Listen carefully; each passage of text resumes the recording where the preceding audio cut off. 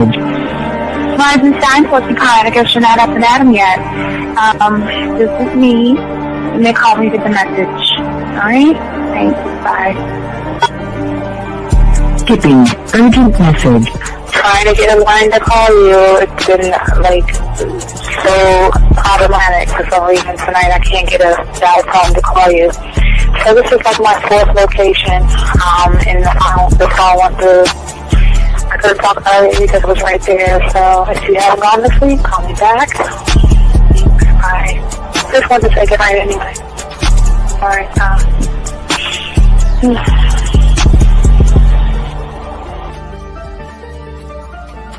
Urgent message. Hi. I hate that your phone keeps rejecting me. You must have a really bad connection. Anyway, I don't know. It's 11:42. It's not even late. So if you're not asleep, call me back. Right, bye.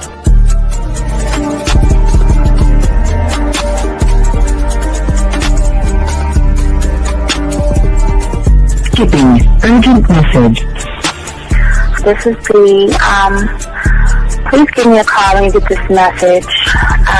It's just not even about being negative right now. It's about sorting out some very serious feelings that I had for you. And, not being able to reach out and touch you and talk to you, when I think it's necessary, when I deem it, emotionally necessary to talk, not being able to do those things, I was not ready to subject myself to that type of, and I was not able to enjoy it. And I think the way you're responding is just making it even worse for me. So I need to talk to you with regards to that, and just, maybe the talk you suppose that we should be having, that needs to take place then, obviously. I don't know. Your reaction to everything is really disappointing. And I need to talk to you. So call me and don't be acting like that towards me. That's probably the situation, how you normally deal with it, but that's just not gonna work. So formulate your thoughts, processing and all that, whatever you need to do, and call me because I want to talk to you. I'm so falling in love, and it's not a good thing because I know that this is ultimately not going to end. It's not going to happen. So I need to talk that through with you. I need to express that to you, okay? And if I haven't said enough already, that's just where I am, so that you know. Bye. When I started listening to your show, I realized I don't need to be part of no gang against females. All I need to do is know what it is to be a man and Hey man, I just want you to know that your show done changed my life, man. Man, I am serious. I was that nice guy, but then I went out on the block, man, and I was like, I just upped my game and was like being more alpha and being more of a stand-up guy and just taking care of myself. Yeah, now, man. I listened to your show and I was like, what does it mean, Until I bought your products, understand, listen to all the diss you gave me, and yeah, that's what it is. Some people talk about it's like they're 60 on the list. Man, I'm gonna tell you like this, man. I just when you called me, I was listening to it now, and you get this natural high from it. He kind of sparks you up. It kind of gets you going, and it gets you to to feel good about yourself. Like it's about to be 160 degrees. You take your characteristics that you know about yourself, and you work on those, and you improve those, and you develop a belief system in yourself that nobody can tear down. And that's basically I can apply it to every aspect of my life, not just with women. You can do it with your employment. You can do it with sports. Basically anything you want to. And it gives you a strong belief in yourself. Dean, if I had your information a few years back, man, I would not have gotten a divorce. I promise you that. And I even say this much. With what I know now, with the mind state I got now, man, I've got texts from my ex talking about this is strange, and I didn't put these words in her mouth. She said, Ken, I really respect you. Robert Frank and you're listening to the manmindset.com dating help for men with your host, Steve the Dean Williams. I'm Tyrone, and you're listening to the manmindset.com dating help for men with your host, Steve Dean Williams. So get on board, long dick style. This is Debo, Steve the Dean Williams. Give me your chain, punk. Yeah, sleep with your lights on. I still got the bicycle. Much love, Steve. Do what you do. God bless. Yo, cupcakes. This is C.T. Fletcher, and you're listening to the Man Mindset Dating Show for men with your host, Steve the Dean Williams.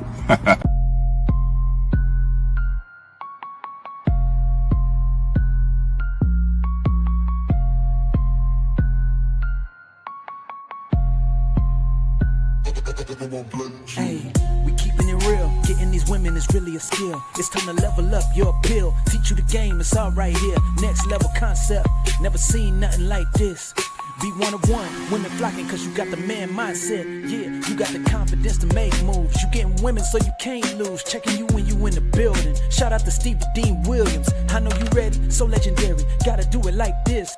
Shooting shots, now you can't miss. Cause you got the man mindset. Yeah, you got the confidence to make moves. You getting women so you can't lose. Checking you when you in the building. Shout out to Steve the Dean Williams. I know you ready, so legendary. Bars coming in heavy. Dictionary secondary. Mine is like a machete, cut deep, visionary.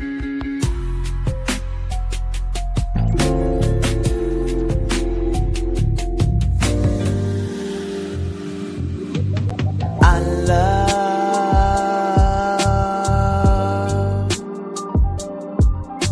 the way you suck my dick, bitch, and lick my balls. I know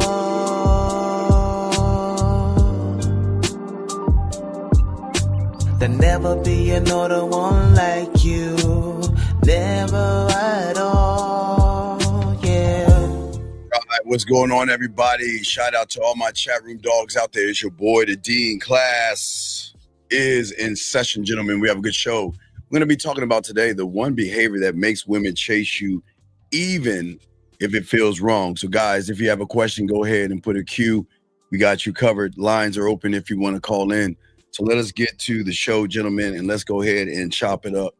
But like I said before, I do want to say thank you for all you guys who like, subscribe, and everything like that. We appreciate you guys out there. So let's get it for these few hours that we're going to be chopping it up with you guys out here. So let's go ahead and talk about it.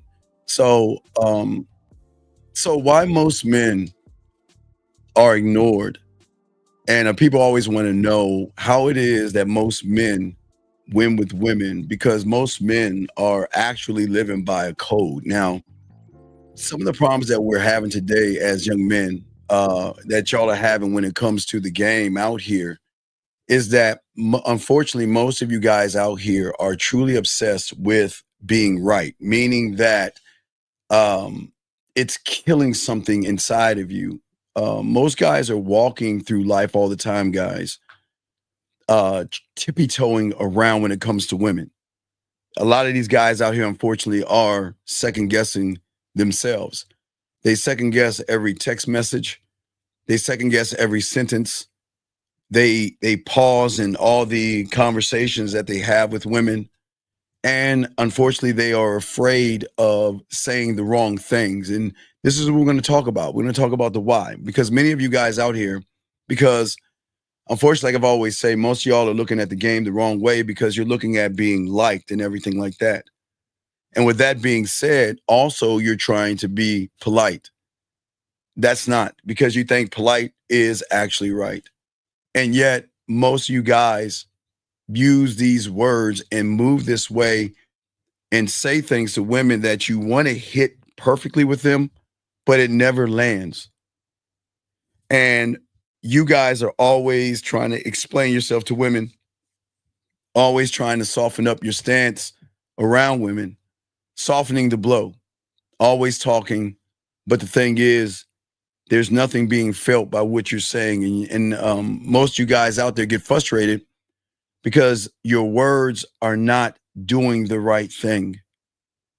Sometimes, yeah, I get it. You think that your words are going to shape the world that you actually in right now. But the truth is, unfortunately, without being one thought, one mind, one way, they're just noise. And unfortunately, women seem to forget that thing. So because most of you guys, when you do speak to women and things like that,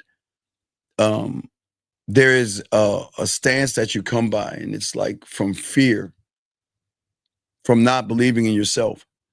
And then when you're sending words out to the world, they just don't have the weight. But there is a difference, and that's what we're going to be talking about. We've got to start to begin to change our interpretation of not what we think women need to be around us, but we need to start changing the interpretation with ourselves and start to break our own rules.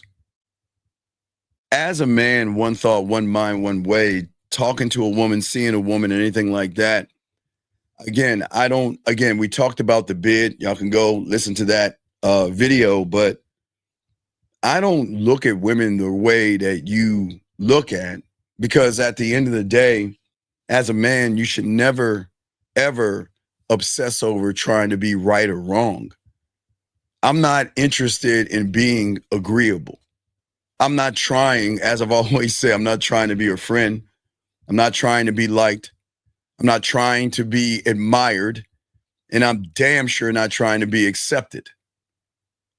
I'm not trying any of those things, because I live by different laws, rules, codes, and interpretations within myself.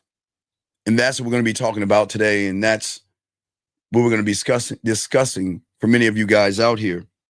And for many of you guys out here, at the end of the day, that it's something that you got to have inside of yourself that is going to flip everything upside down. Because the one thing that I'm looking at doing and knowing I'm going to do it very well before I even meet the woman, before I walk up to the woman, before I see the woman, before I go to the area where the woman is at, before I even get in the car to drive to the area where she's at to go up to her, before I even walk out the door, before I get in the car to go to the area, before I get out of the motherfucking bed to go, guys, make sure you shower, brush your teeth and everything. But after I do all that stuff, I know one thing and one thing only. Any woman that is lucky enough to be around me, I'm going to flip her reality. And I haven't even met her yet. I haven't met her yet. I have not. When I'm going to go outside that door, I have not met her yet. But I know at the end of the day that you guys don't know, that I'm trying to get you guys to see that it is all about me. And at the end of the day, when I see a woman, I'm thinking, welcome to my world. Now, before some of you guys think that this is arrogance, I want you to look closer to what I'm saying. And don't think that, oh, you got to be cocky and you got to be this and you got to be that, because I'm none of those things. I just am, right? You see what I'm saying? This isn't about being selfish. It's about being centered in who you are, one thought, one mind, one way, and actually anchoring yourself into that thought that's going on, gentlemen. You have to understand that something that nice guys, good guys, and guys that beat around the bush that they don't understand and they don't know is that nice guys or good guys or regular guys or you guys, unfortunately for right now, think that words are just shared thoughts. No, words will never be shared thoughts to me. I wish it could be a shared thought. Nah, motherfucker, it's a weapon. To me, it is always going to be a weapon to me, gentlemen. And that's what we're trying to get you guys to see. My weapons and my words are sharpened by the belief that I have in myself. It is powered by the conviction that I have in myself. Okay? And it is always going to go perfectly with precision, straight down the middle, because I'm not going to sway or swerve to the right. I'm not going to move to the left. I'm going to be centered and I'm going to be grounded, because I'm not out here asking or trying to seek approval. I want to create something in her to make her say, who are you? Who are you? What are you? And why are you? And when I speak to her, I want to draw her into me no matter how I don't care if I put a note on a dove. In my mind, I want to draw her to me. Because it is, again, I try to teach you guys, it is your world that you are creating, and you want her to be a part of this. Y'all are too busy being a part of her world. That's the problem. See, the thing at the end of the day, when you learn this power of actually loving yourself, connecting to yourself, and moving for yourself, you will not try to text, send voice messages or phone calls to be heard. I don't want a woman to hear me. I don't want a woman to listen to me. I want a motherfucking woman to feel me. When I speak to her, I want her to feel my words. I want her to feel my passion. I want her to feel my arrogance. I want her, gentlemen, to feel me. Okay? And that is going to be the thing, gentlemen, that is going to separate the forgettable from the unforgettable, gentlemen. And we're going to break this down and talk about why it works. And guys, if you have a question, put a Q, and lines are open. But I don't understand, and it's not for me to understand, but it's for me to help you guys learn things. And shout out to the 30 likes. I want to say thank you to the 30 likes. Thank you, gentlemen. But most of you guys, unfortunately, the good news is you guys live by a code, but the bad news is that you live by a code.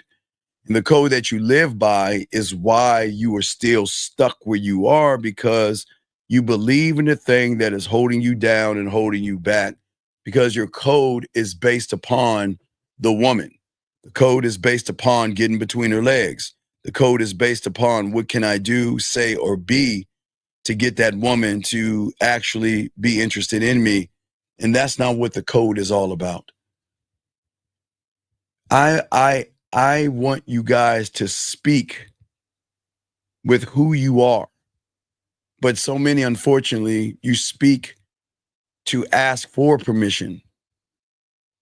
I don't think about, well, if I'm going to say this one thing, is she going to approve of it?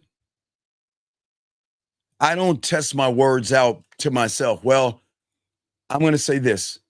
I'm going to say this. Well, is it good? And think about this, guys. And it's okay if you think this way, because this is why I'm helping you out. Many of you guys, you get a text message from a woman. Guys, if you notice, if y'all listen to Game Time last night with myself and Jordan on there, y'all will recognize that as I was helping the guys out, I was getting all excited because you live for these moments where I don't even know what she's going to say, but I already have the answer. I know it sounds weird, but that's how deeply connected you are.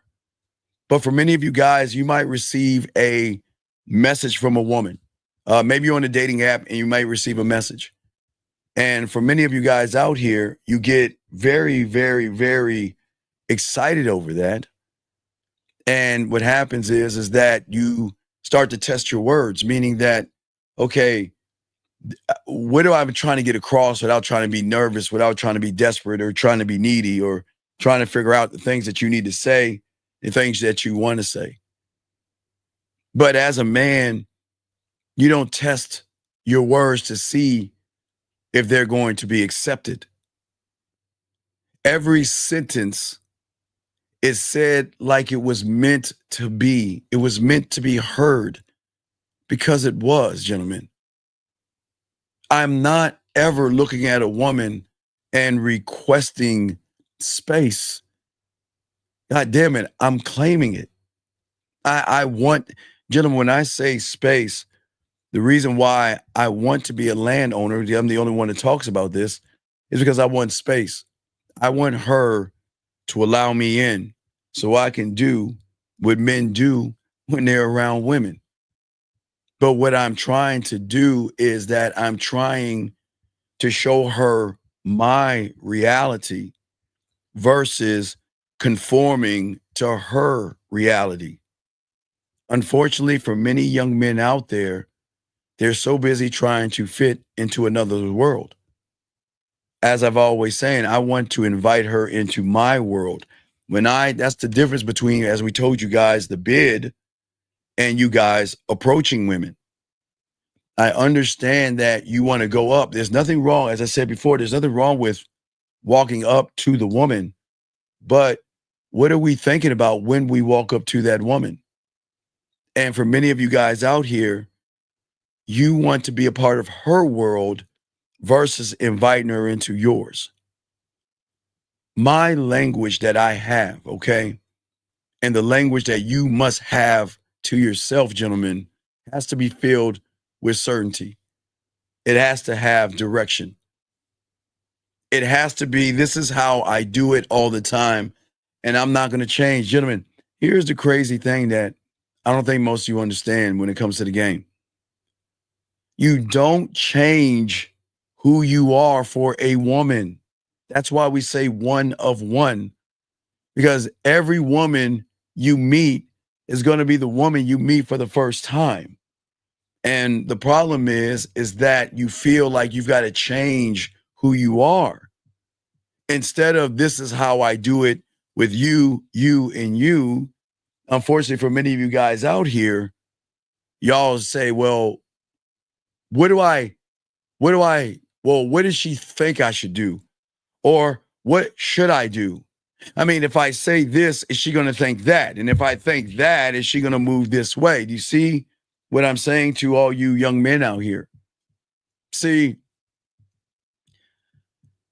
you guys want to be accepted for being perfect. You, in your mind, many of you guys think that if she sees me as perfect, she's going to want to sleep with me. If she sees me as this certain thing, she's going to want to be with me. And gentlemen, let me explain something to you. I am perfect to me. And I always say to you, gentlemen, when you love yourself, you're going to be perfect to yourself. But because I am perfect to myself, that means not only does she not know me, but I accept the thing that I have to be in order for this to work. I have to be, and I will always accept being misunderstood. Because if she understands me from the moment we meet each other, that means that she has already put me in a category with everybody else. And I know that if a woman agrees with me and a woman can figure me out, she knows I'm fake, and I'm not, and you are not either. It is okay being the asshole. It's okay being the bad guy, because I am always going to be that bad guy. Even when I'm not in her story, I'm going to be in her story. Even though she's in my world, I will still be operating from her story, where I'm not going to be righteous, and I'm not going to be good, and I'm not going to be all those things that she wants in a guy. I'm going to be the asshole in the story. I'm going to be the one that she wants to fuck with. I'm going to be the one that she wants to be with. Because at the end of the day, I am not trying. Gentlemen, we're not circus pets. None of us. And we have to start moving this way. See, at the end of the day, that I don't perform to be emotional. I'm trying to unlock her emotions so she can embody the words and everything. So for many of you guys out here, you are too busy showing your hand, too busy showing desperation, too busy showing being reliable.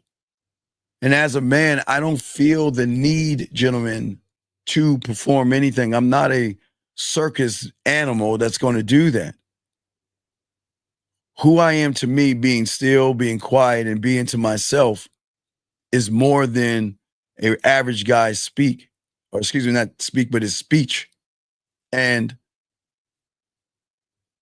when I claim who I am, I don't use empty words. And I want y'all to think about empty words. What are empty words? Empty words are like fillers to try to fill in things because you have nothing else to say to the woman.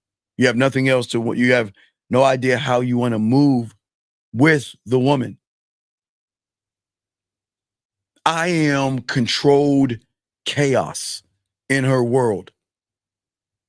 And if you want to be the guy, you have to disrupt her world because her world is full of my pussy has power. There is no disruption with these women because they are running and moving the way they're moving, gentlemen, because there's no chaos and disruption. I want to tap into something in her, okay?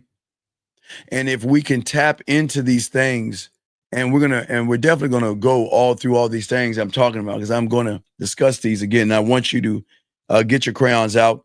If you got a question, go ahead and put a Q. Lines are open. But at the end of the day, I don't want to say anything nice. Nice doesn't lead. Nice doesn't seduce. And I promise you, nice doesn't sexually inspire her to want to take her clothes off. Nice just disappears.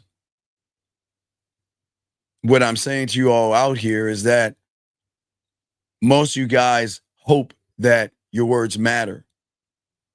As a man, I decide that they do matter. And before anything leaves from my thoughts to my mouth, you don't have to yell at a woman, gentlemen, to be heard. You don't have to explain yourself to be understood. You know that when you live by who you are and your code for self, and that's what we are here to teach all you guys out here. As I said before, it is always going to be about me and welcome into my world. You want to be the person that she can't ignore because you're so fucking different. Because in the end, you have to understand at the end of the day, your words are not just sentences. Your words can cast spells, okay? What do I mean by that? Guys, okay, so let's go back in a regular way. When these women were young girls and they would put posters on all their walls of well, not really, some of athletes, but more musicians or rappers nowadays. It's more rappers, but I don't know if they do the poster thing. You know, I'm from the 1900s. It used to be like that back in the day, but regardless if they do posters or anything, when they hear a Kendrick Lamar song or a Drake, or they hear anybody that they love to listen to, no matter what it is, shout out to the 42, thank you for the likes, but it is the words cast a spell and trigger something on them. Now, as they get older, especially where you're talking now in college and beyond, when they leave high school, when they hit the Serengeti, they have already trained themselves to listen to things. When they're sad, they have sad songs they listen to. When they want to cry, they have sad songs that they listen to and shed a tear. When they want to shake their ass, the spell of shaking their ass, when they hear that thing, they will pop their ass, shake their ass, no matter if it's a club in the middle of the street or going out to throw the trash away or washing their damn dishes. When they hear that song that they like, they're going to move and they're going to dance off of that thing, the spell of whatever they're listening to, because the words, gentlemen, see, most of y'all think when y'all look at women listening to music and stuff like that, you're saying, oh, okay, it's just a song. But guys, no. You're gonna find a time, gentlemen, and it's always been this way, but I'm gonna give y'all some understanding of understanding. Sometimes women don't know how to talk to you. Sometimes women don't know how to express themselves to you. Sometimes women don't want to tell you how they feel. You know what they'll do? They'll send you a song. not for you to sing it or not for them to sing it to you, but they will send you a song and say, listen to this. And when I hear this song, this is what I think about you. I know it sounds crazy. You guys, I'm telling you, I know it sounds fucking crazy. But when you're him and they write those songs or they listen to those songs, there's going to be something that's going to connect you to the spell of the song where when she listens to that song, she'll be thinking about you, okay? That's what I'm saying to you guys out here. It's something that, again, the spell of the words or the lyrics, they like the groove of the song, but the lyrics are something they want you to see because they want you to see what they actually think about you. But as I was saying, for all you guys out here, okay? Out here, thank you, Sylvia. Out here, guys, get you out a question, please put a Q. Lines are open. But most men, unfortunately, because you don't believe in yourself, you don't speak with purpose or anything. Like, where are my words going to lead her? If my words or my text messages cannot get on the level of that song, then they're going to fall. Words are so powerful. Words are powerful, gentlemen. And what I'm saying to all you guys out here is that when you are speaking to a woman, you want to make sure you become unforgettable, not forgotten. This isn't about you communicating to get her to be interested in you. It is actually an emotional hostage negotiation. Okay? As I said before, you guys out here, you don't know what to say, you don't know what to do because you don't know yourselves well enough. And you're looking for safe words to a woman that listens to nasty words and dirty words and filthy words. Guys, I'm about to drop, I'm gonna drop some quick YouTube shorts that I'm working on of women singing nasty songs, crazy songs. But y'all don't understand. All this stuff that y'all listen to, they're talking about hoes, bitches, tricks, sucking, fucking, everything. You don't think women sing? Do you know, guys, think about this. Go back when Carly P and Meg Thee Stallion did WAP. Wait, W-A-P, WAP. Yeah, I forgot. I don't want to say the WAP. Y'all know that song. Do you know when women hear songs like that, they get charged up? But for most of you guys, y'all don't even read the room. See, they get charged up because you know what?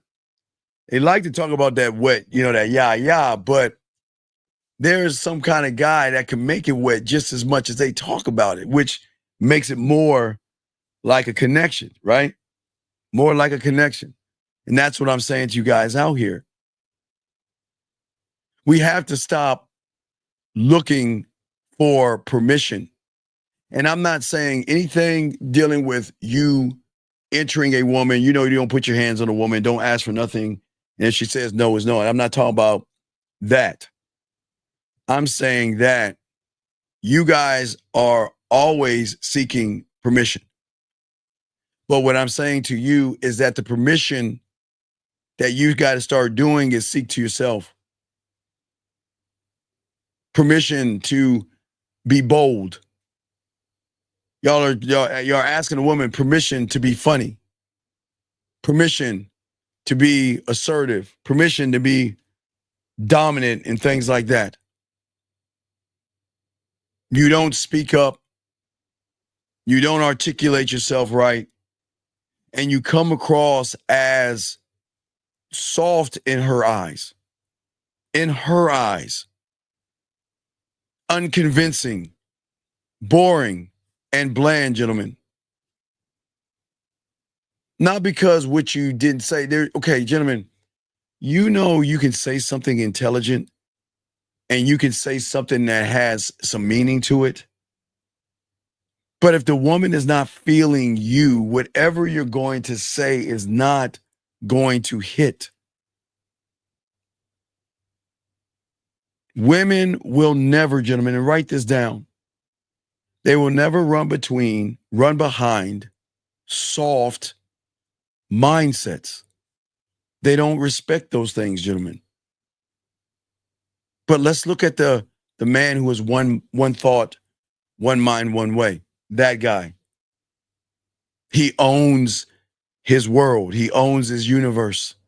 He owns everything he thinks and everything he says. Right? Let me get this comment and give you all an example. I appreciate that, Jillian, what she's saying right here. She says, don't seek my permission, seek my trust. Right. But gentlemen, even when what Jillian said is deep, let's break that down a little bit. Gentlemen, when I say seeking her trust, do you guys think that I'm saying get her trust and then you can have sex with her? No. I'm not looking at that. I'm looking at somebody that knows himself, but sometimes doesn't even trust their own selves. But when they get around me and talk to me, that through me, they feel like not only can I start trusting myself, I can share information, share my thoughts, share my feelings, share my ups, share my downs, share my worries, share the things that I like to do, the things that I need, and all this other stuff with nobody but you. You as in him. As in him. See, gentlemen, I'm not saying get her to trust you first. Nah. I'm saying have her look at you and realize he is showing me how to trust myself enough to trust him enough to share parts of me that I don't share with anybody else. Oh my God, we're getting deep. We're getting deep. And listen to what I'm saying. We're getting deep. And I think that's where many guys go wrong. You're from the surface, you think just because a woman trusts you, she wants to sleep with you. No. If she trusts you, you get to take her out on a date, you get to go places with her, and you're safe. But safe doesn't create chaos. It doesn't. What I'm talking about, guys, I don't should be kicking the women out for this, but I'll tell them anyway. I want them to trust themselves enough to pick up that forbidden fucking fruit and realize I know I shouldn't do it, but I'm going to fucking do it anyway. That's what I'm talking about, guys. I'm not talking about you trust me so we can fucking, hang out and walk around with each other and just chit chat over nothing. No, guys, we're getting deep here. Yes, Steve-O, the unrecognizable version. I am and always will be that motherfucking forbidden fruit. I am the thing that you don't want to pick up, you don't want to eat, bite, or ingest because it is going to change everything. But there's going to be something inside you that says, damn, I want to taste it. I want to taste his words. I want to taste his mind. I want to taste his thoughts because I love how he makes me feel. See, gentlemen, guys, most guys won't teach you layers of trust. They think that, the way the world moves, gentlemen, and I'm breaking some stuff down to you, the world moves in a way where we just look at everything sometimes in black and white, and women, listen, they don't know what it is we're talking about because they never met a man that's telling you, I don't want you to trust me. No, I'm trying to show you how to learn how to trust yourself, to share yourself with me because you feel that I'm operating on such a different reality than you have ever been on, you can't help but to share your body with me. You see what I'm saying, guys? And guys, if you have a question, okay, please put a Q, and I got you. And if you want to call in, I will answer your questions. But I want you to think about what I'm saying, okay? Gentlemen, and for the Thunderbird, yeah, I saw it, but this is not about the movie. This is about you guys, okay? So I just want to make sure that we lock in and we ask questions, okay? And let me explain what I'm talking to you guys about, because I want to share that with you. It's very important, because I don't think y'all understand how deep we are. Because why is that? No matter the story, no matter if it's a Disney movie, a romance book, or anything, why is it that the women often find the asshole or the man irresistible, where she cannot help herself but to not only want to share her mind, but she wants to share her body, she wants to share her dirty thoughts and all the filthy shit that these women think about. Guys, don't get it twisted. I've always told you, and I've been telling you since the 90s, you think you're nasty, you ain't got nothing on these motherfuckers. These women are way nastier than you can ever imagine. Way nastier than you can ever think. And wait, you want to know how you know? Just go to your favorite porn site and look at all the categories. In every category you're going to see what you call as a good-looking woman doing the nastiest shit that you cannot believe. Oh, my God, I can't believe that she's doing that nasty stuff. I would never imagine in a million years a woman like that would do all that nasty stuff. That's what I'm trying to tell you guys. I'm just trying to tell you, they are nasty and dirty, but not in a bad way. It's just they're nasty. They're nasty. And what I'm saying to you is that we have to understand the simple truth of the game, is that stories are mirrors, and they reflect not just the world, but what women secretly want, especially what they can't have. Exclusivity, that exclusive man. That's where we come in. We're off limits. We're taboo. We are literally the forbidden fruit, gentlemen. And what's more tempting than that is that, guess what?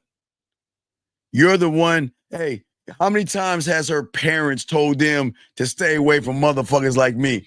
How many times have her guy friends say, you don't need to be with him? He doesn't care about you. He has other women. He doesn't like you. He's not interested in you. You can find somebody better. How many times have we heard that? Shout out to the 60 likes. Thank you. What I'm saying to you guys out here. This isn't new, gentlemen. There's nothing new under the sun. It's just that no one's ever told you this. Okay?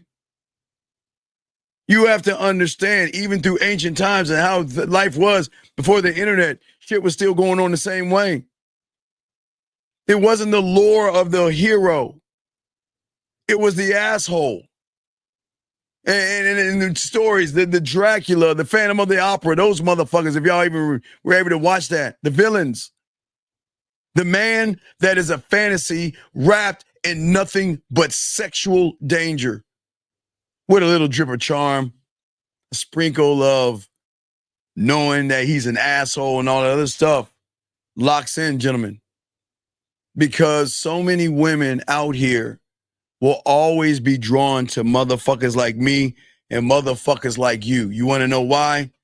Because you're not drawn into them. The moment you're drawn into her, she's the villainess of the story. That's why you see guys that, man, I can't stand women. They're so hypergamous. They're fucking because they're the villainess in the story, where they're trying to be the hero and trying to be the good guy and all that other stuff.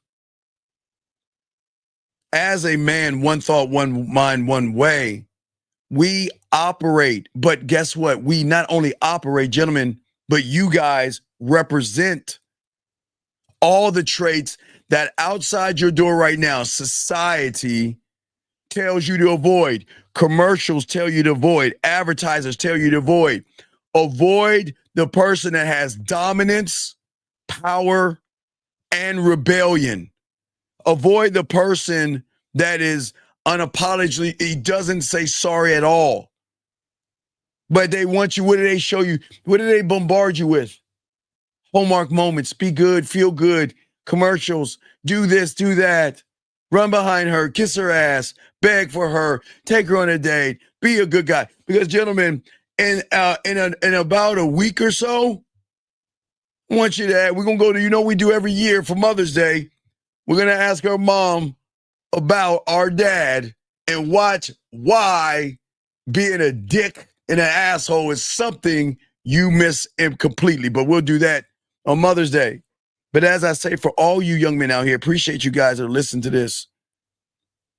The world has taught you or trained your mind to think that women want safe, they want stable, they want moral motherfuckers. What? But no, deep down inside, guys, they want unpredictable. They want filthy. They want motherfuckers that say, I don't give a fuck what you think. And they love that. They might tell you on the front end they hate it. But guys, you know how when you get a pussy wet, it is an irresistible thing. Because at the end of the day, it's not about being attractive. We are attractive. We are something that they are not used to. And that is why when we talk about these things out here, I am not trying to be her fantasy. I'm going to be her fantasy, her sexual forbidden fruit, gentlemen. The forbidden fades the moment she sees good guy red flags. Good guy red flags. Kind, sweet, thoughtful, caring, understanding, bending, taking the knee, kissing her ass, running behind her. Those are red. Listen, gentlemen, sometimes what they see as good can be fucking bad for you. But all the time when they see something that's bad can be great for you. Gentlemen, it's not good to be this good, clean-cut person that is, okay, I'm going to be all these good things because that's what you said you wanted on your profile. I'm going to be all those things. Versus the guy that says, I don't care about the profile. So what? So what? We have got to start looking at certain things out here. And we've got to wake up our reality and stop looking at the fantasies that women have versus the nasty realities that they live in. Fantasies are going to say, I want a good guy. I want to be sweet. I want to be single. I want him to be all to myself. Kind of like I just want a girlfriend, a guy girlfriend, right? All of that. And what I'm saying to you guys, absolutely, Jillian, challenge our perspective boundaries and we will move those walls. Absolutely. And you're killing it, Jay. Guys, you got a question, please put a Q. We got y'all covered. You're killing it today. And let me explain what Jillian means, because I don't think a lot of y'all guys understand when we all talk about women and walls. Guys, you should never try to be the good guy and selfishly and be mean and deceptive and try to knock her walls down. When you're the asshole and you're the forbidden fruit, starting to have to start using that. If you're forbidden fruit, you're so cold in the motherfucking game. I'm not taking a motherfucking brick down. Guys, you put the wall up, you gonna take that motherfucker down. What y'all think about for a second? See, where you guys go wrong They put this huge wall up, and then your ass is over. Hey, you grab one side and I'll grab the other one, and let's take the brick off together. Okay, easy, take it down. Oh, there, we did it together. Man, that ain't gonna get you nowhere. You're gonna say, if you put that fucking wall up, which they put their walls up, I'm not gonna take that down. I'm not gonna take your walls down. You're gonna take the walls down brick by motherfucking brick, gentlemen. That's what I'm saying. That's what I'm trying to get all you young men to see, the depth of the game. Because in the fantasies, okay, they want to make the good guy exciting. But they know the asshole in the fantasies or in the books and the things, he's different. He challenges the rules. He flips the script. He doesn't play nice. He is the ultimate motherfucker of what if or who is he. But when they get into reality, they meet these guys who pretend to be nice. But what I'm saying is that I'm saying to you guys, you're not toxic as forbidden fruit. But you're going to be toxic to her sexuality. I don't want you to think that being a man, an asshole, or forbidden fruit are the words that we're using as a bad thing. You want to be this kind of toxic. You want her to taste you, bite you, or feel you, because the average guys are boring and they don't want boring. Sure, they crave good guys to make them feel good in the stories, but they know it's just a story. They know it's just a movie. They know when they get done with that feel good shit, they'll either cry and turn the channel to something else. But when they step into reality, they don't want that shit. I don't want them all up under me. I don't want them to run behind me. I don't want that. You see what I'm saying? And what I'm saying to all of you out here, at the end of the day, the thing that these emotional ass women, okay, they love all that feel good bullshit. That feel good shit that gets you guys in the friend zone. Gentlemen, church women, women that have businesses, all of them, they're all the fucking same. They're all the same. Doesn't mean they're bad. But we are the most understood, and that's what they like the most. Because women do not want a good guy. They don't want that shit. Guys, you want to know why? Let me show you something. Every woman that you know that maybe you're trying to fuck, or some woman you met that's single, here's the $1 million question. Do you think that right now she can't have a boyfriend? Of course she can. Not the one she wants, but all them guys running behind her, she can find a boyfriend whenever she wants. She can find a date whenever she wants. She can find someone to be in a relationship. She can find someone to live with. She can find someone to be engaged to. And she can find someone to marry. But gentlemen, why the fuck is she single? Why is she single? Well, she's not really single. She's fucking something on the back end, but we'll talk about that in a second. But why is she single?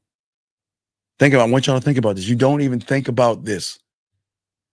Knowing that she has a plethora of nice, good, decent, wholehearted guys out there. Why isn't she dating or in a relationship with any of them? Why? See, I don't think about this. But if you ever get a chance, they bring up their last relationship with that asshole, that jerk. He didn't listen to me. He's getting on my nerves. I can't stand him and all that other stuff. That's what I'm talking about. These women don't want you to know this shit. Because think about this thing. Oh, guys, listen. I don't want to flip the world around, but if you think about the world the way it is, women have it good right now. They don't have to do anything to get everything. Think about that. They don't do anything. They just walk around and get everything for free. They had to get a walk around and get everything for free. I got your question 1 second. But when she meets that guy, when she meets that asshole, you'll know he's the guy because she gonna go right into her wallet and she gonna start buying you shit like my dog Zach says. Her debit card works too. And I'm telling you, only a villain can bring that out of her. And I know y'all think that's crazy, but guys, women will buy you shit. Women will buy you dinners and drinks and jewelry and cologne and shirts and shoes and hats. They will get you a bunch of shit. Anything they see that says, you know what, my baby will look good in that, they'll buy that shit for you. You don't even have to ask, man. I know that sounds crazy, but I'm telling y'all, you don't have to ask. Let me get this question real quick. Guys, got a question, please, with a Q. Got you. So what is being a villain from day one? Well, you're not. You can't talk about what you are from day one. We've got to start you to day one, sir. We got to start you to day one. What I'm saying is that day one, when you learn this and you become one thought, one mind, one way, for many of you guys out here, shout out to all you guys out there, appreciate you guys, is that, again, we don't approach women. I put my bid in. I told you about that. Don't ever approach a woman. The moment you do, you lose. You approach a woman, you're saying that you are better than me. When I put my bid in, I'm saying I'm the guy because I'm going to speak with clear intention. See, the bid is great because the bid is not throwing shit up on the wall like an approach. The bid is speaking, young man, with clear intention. My words are not random, and I don't say rumble or over-explain everything. Every goddamn sentence and everything I say to her is clear, concise, transparent. It has a vibe. It sets a tone and it sets a direction. Because I don't speak to be accepted from those that approach. Through my bid, I establish my presence. That's what I'm saying to you guys out here.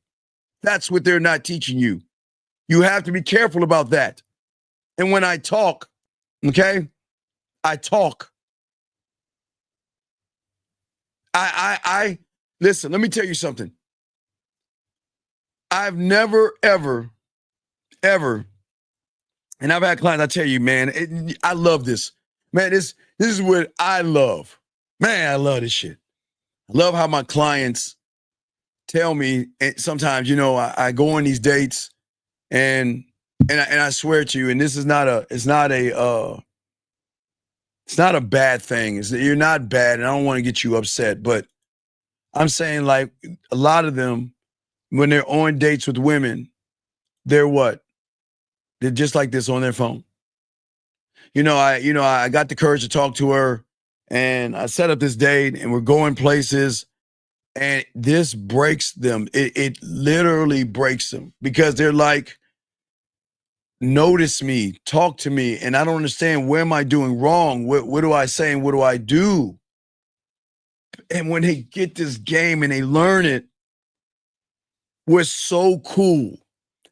I had a guy call me from the bathroom while he was on a date because he was so fucking excited about what happened.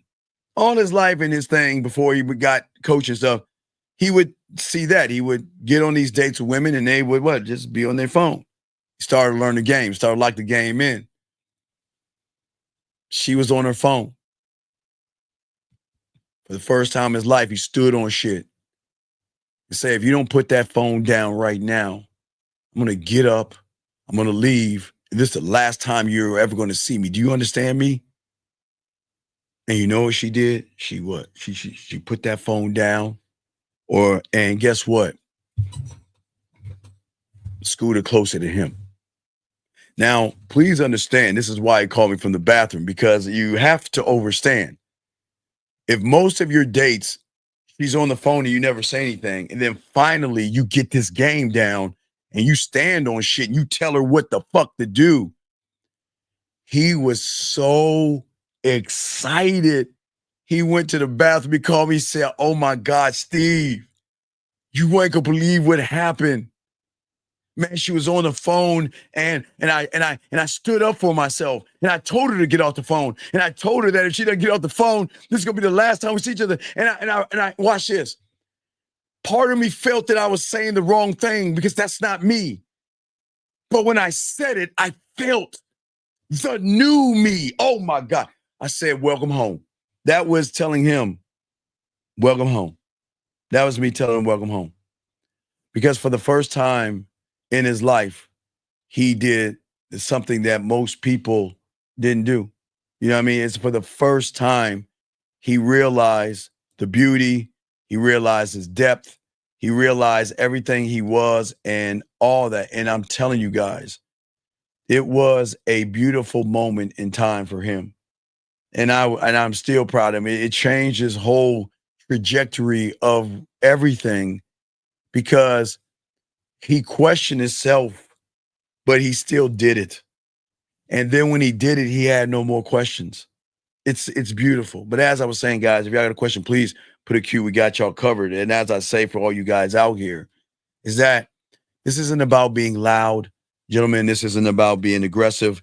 This isn't about being mean. This is about an assertive, dominant part of you guys, okay? Okay? An assertive, dominant part of you, gentlemen.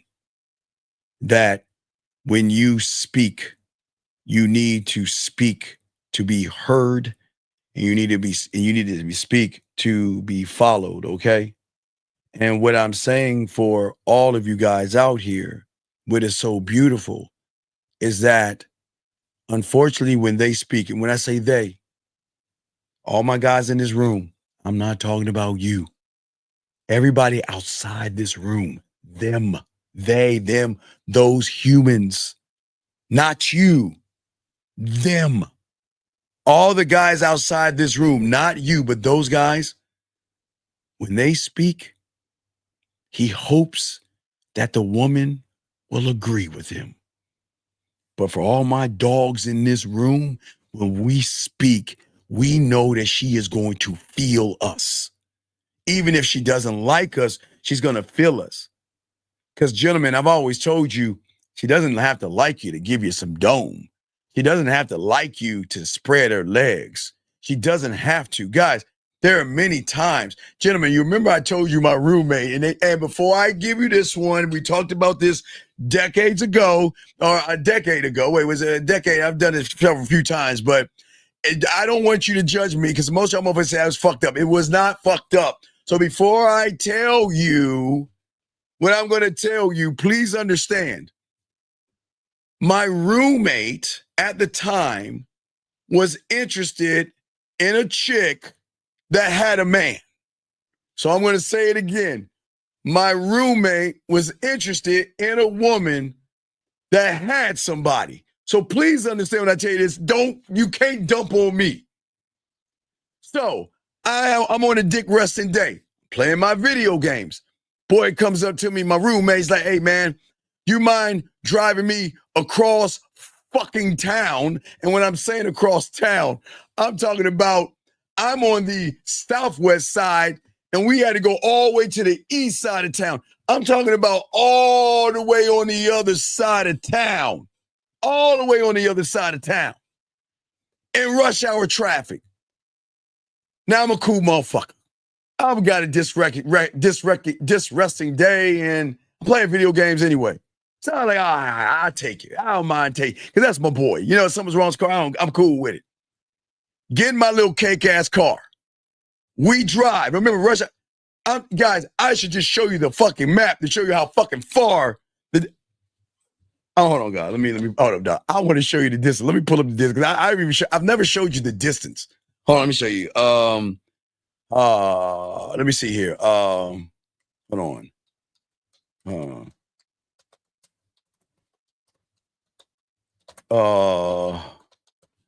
Because this was past. All right. I want you to see this, guys. Hold on. I want you to see this. I want you to see the drive. Hold on, I'm gonna show y'all. We got new technology. So for the first time, I can show you the drive. And she was a little bit past Baytown. It's called Baytown, but let me show y'all guys. Don't laugh at me. So my boy, I want y'all to see this. All right. No, this ain't the cinnamon buns. No, this ain't the cinnamon buns. No, that's when I was in high school. No. This is when I had a roommate. I had a roommate. So this is my early 20s and shit. This is my 20s and shit. So guys, I want to show y'all this. I'm dead ass serious. I want to show you the distance. Y'all, I'm not fucking around. I'm dead serious. So gentlemen, I'm gonna show you the distance right here. Let me pull it up. I want y'all to see the distance. He wanted me to take her all the way out here. Now remember, it wasn't his girl. It wasn't his girl. Listen to me. It wasn't his girl. It was a chick that had a man and he was interested. But because he's my boy and I told him don't do it, but I'm his boy, I can only tell him what to do. So we drove. If you look to the left, I want you to see this shit. To the left. In rush hour traffic. Hey, this shit was like an hour. It was like a fucking, like we was on donkeys or something.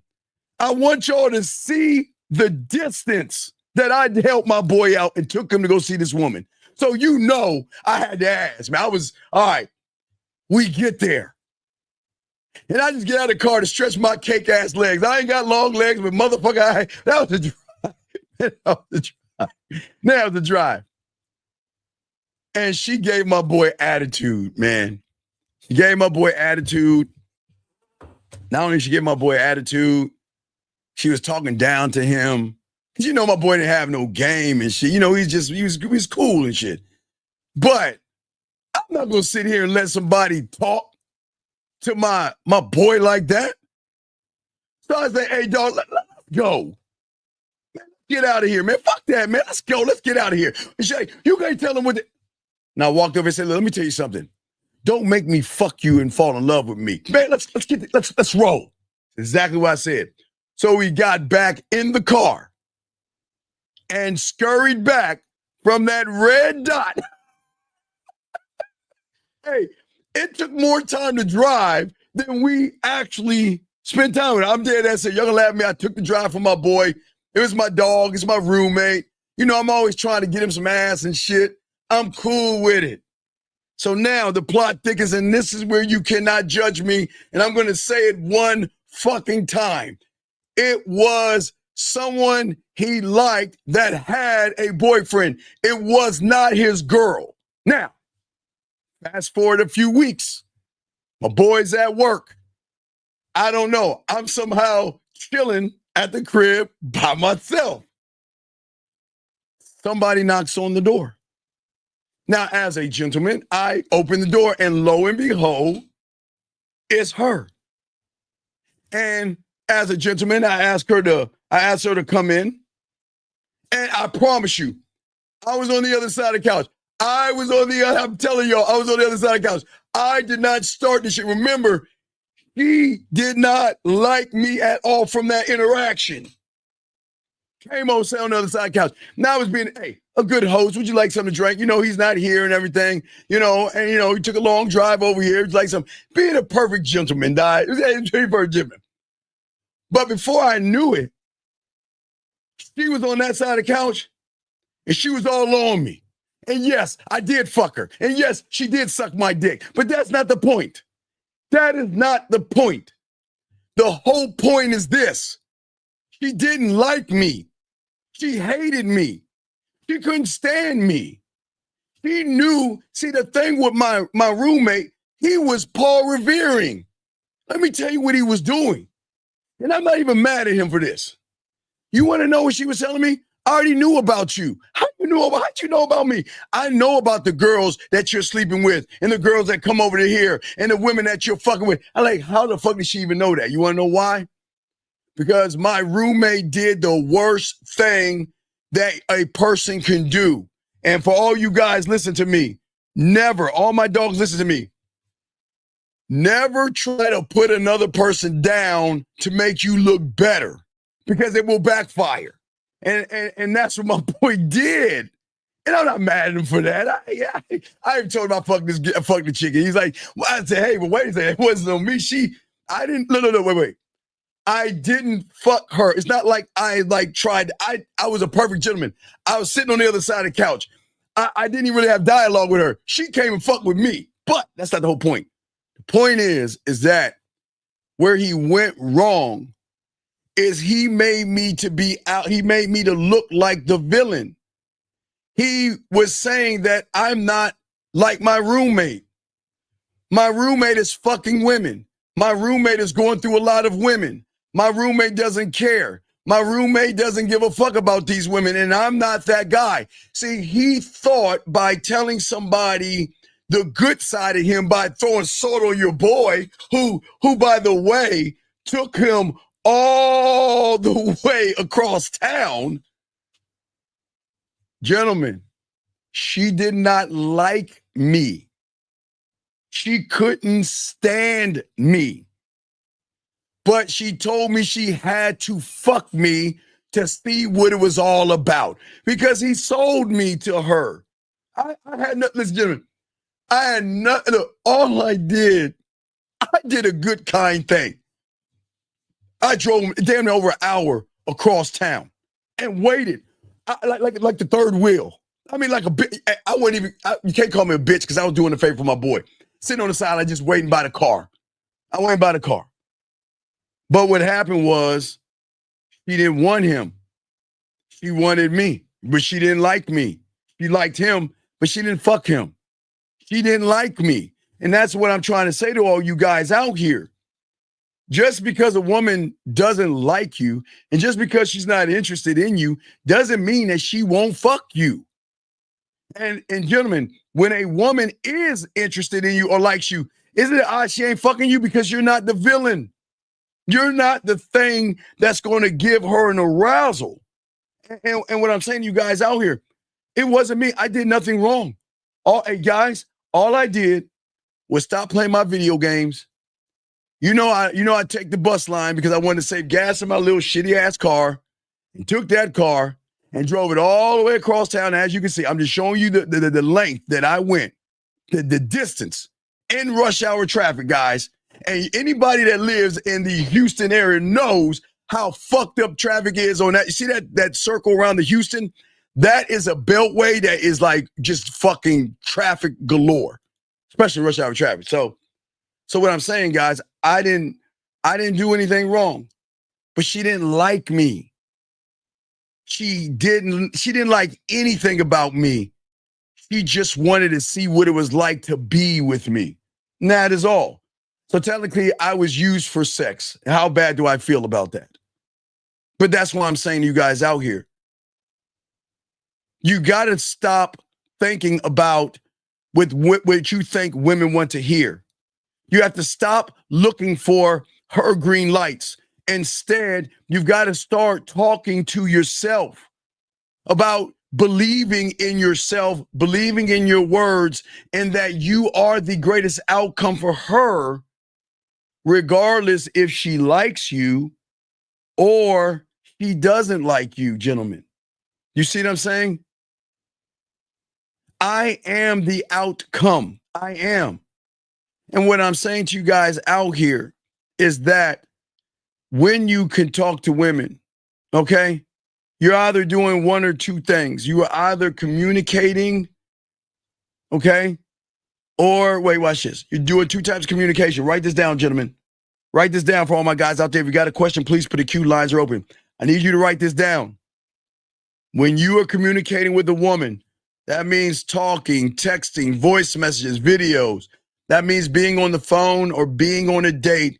You are doing one of two things, gentlemen. And it's very important. You need to know this so you can stop doing the one thing that you are doing. Okay? You are either performing to be accepted or you're communicating to be direct. Listen what I'm saying to you guys out here. Most of you guys are too busy trying to be accepted by the woman. When I'm saying shout out to the 76 in the building. Most of you guys, unfortunately, walk into every room asking yourself the same question. I don't give a fuck if it's a bar, a club, the mall, wherever you go, it seems like this, okay? Unfortunately, y'all say, what's happening here and how can I blend in? And you want to just blend yourself in with everybody because you don't want to be seen. You want to blend in, gentlemen. And unfortunately, for many of you guys out here, you mold yourself to the energy of the room. The opinions of women that they express they want in some kind of a guy. Because once you walk into that environment, gentlemen, into a shared reality. So if we look at a club is its own reality where other realities come into that reality. It's what we call, it's a shared reality. That means the club is the middleman. The club is the safe space or the safe place where all realities come into that reality, okay? Just understand that, all right? And what I'm saying to all you guys out there, when you get into that reality and you don't know the game, okay, you're not moving in the reality. You're just spectating the reality, hoping to get invited into a woman's reality. And that's where the problem comes in at. And most of you guys are always aligning yourselves with these phrases. You know, things make sense. You totally get it. You know, I see what you mean. Okay. God damn, Jillian, slow down, girl. God damn. Come on, Jillian. Come on, guys. What are your questions? These women in here are throwing haymakers, man. Where are my guys at? Oh, my Lord, Jillian. Come on. Slow down, girl. God damn. Damn. What I'm saying to all you guys out here, and I want y'all to understand and understand this game, is that at the end of the day, you don't have a worldview strong enough, okay, that is going to draw her in, okay? Unfortunately for these young men, because they look at pickup and stuff like that, they don't follow their reality. They follow frames. You know, they talk, well, I've got to be in my frame. I've got to be in my masculine frame. I've got to frame this out. I've got to frame it and all this other stuff, gentlemen. But let's talk about you, my guys in this room, my dogs in this room.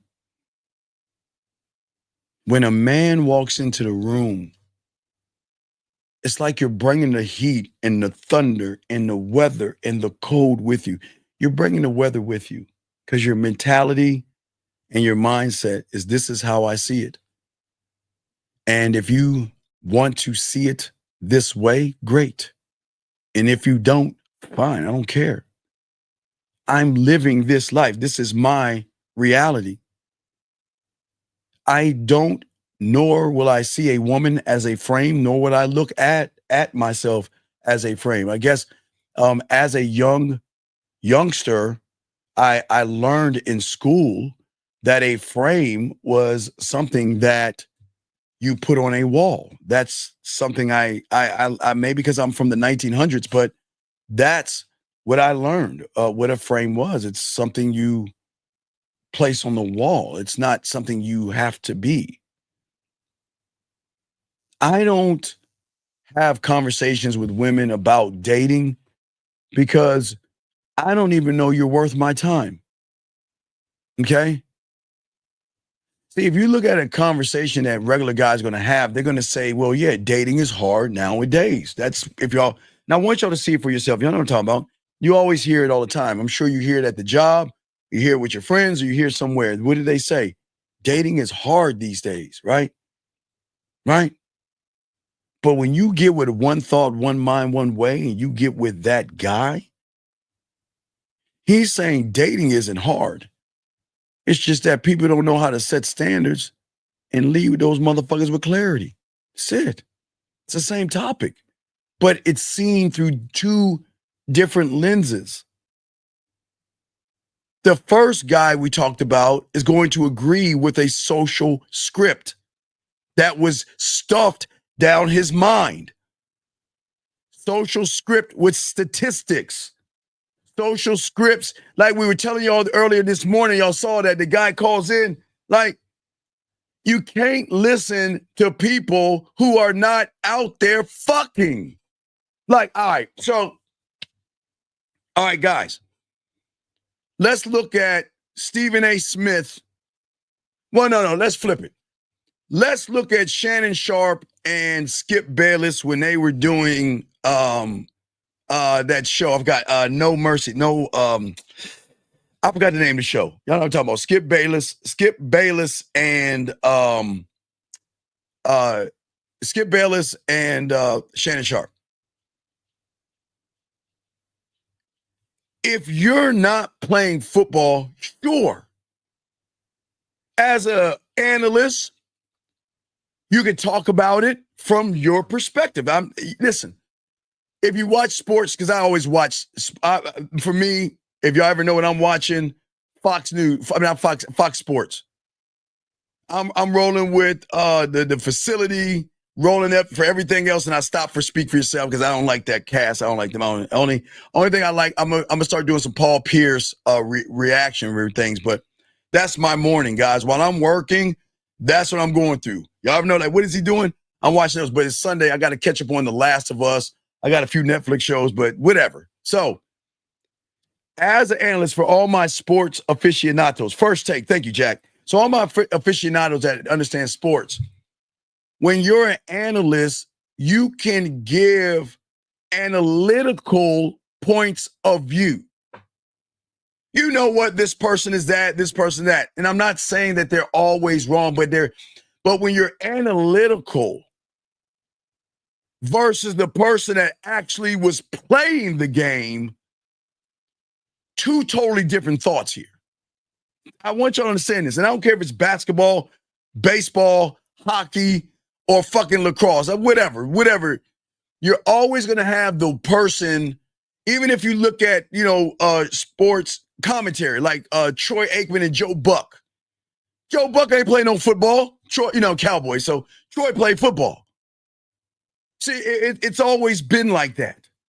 Now, y'all can say Madden and Summerall, I think Pat Summerall did play football. He did play football. So I'm right. Yeah, okay. Pat did. Right, King. It's two different perspectives. So, gentlemen, when you hear people that give you a perspective, that's not the best perspective because he is not a part of the perspective. So when you have a guy, hey, you know what? I did this. There's a statistic that says that, that 75% of women, only go for. No, excuse me. There's 80% of women only go for 20% of the guys. And guess what? Watch this. This is gonna get deep. The analytical mind will connect more to that person right there. Because they have a common bond. Well, it says right here that, the statistics say that 80% of women only going to date 20% of the guys, right? I want y'all, guys, I want y'all to think, guys, we're going to get deep and I don't want y'all to drown. We're going to get deep. We're going to get deep, right? Those who have an analytical mind is going to be more drawn into the analytical thinker or the Skip Bayless in this analogy. And they will mute out the athlete, the one that actually played the game. Well, if we got a call real quick, let me grab this call and we'll continue this. Area code 678, what's your name, sir? And what's your question? What's up? My name is Aaron, and my question is on this, the mindset of the hero versus the villain, the good guy who's trying to be accepted, yes, versus the guy that makes it known. No. Versus the bad guy that accepts himself. See that? You got to make sure you change. The good guy looking to be accepted versus the asshole who accepts himself. So that's a little change right there. Go ahead, I'm listening. for me personally, I think like all the thoughts that I think are like from the good guy perspective. I know, right? The guy that's looking to be accepted. Right, I agree. But you're talking to the guy that accepts himself.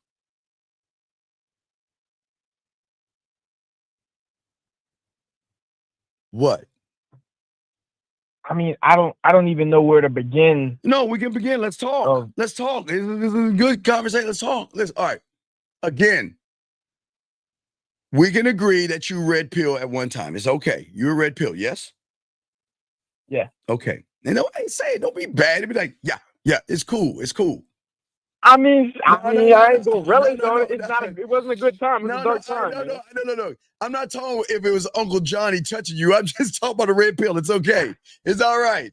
Now, if Uncle Johnny touched you, I don't want to know about that shit. That's not this is what I'm about. What I'm saying is this. No. I'm just joking with you. I'm just joking. Bad. I'm just joking. Let's get back to all right. Let's get back to let's check this out. So, what I'm saying is that your analytical mind would believe the red pill and the statistics like that was one of them. 80% of women want only, or was it 90% of women want 10% of guys, or was it 80-20? What was the rule? Was it 80-20 or 90-10? Let's say 80-20. Okay, so because you're analytical, you connected more to the red pill versus me that has been in the game saying that's bullshit. I don't give a fuck about 80-20. Fuck 80-20. I'm all about me. But see, your mind couldn't accept what I'm saying because remember, I'm the athlete in the thing. Lucario in, 1950 in, Zag in, Miles in, Dre in, Boss Mac in, Taekwondo in, Rosebud in. We're on the streets doing the shit.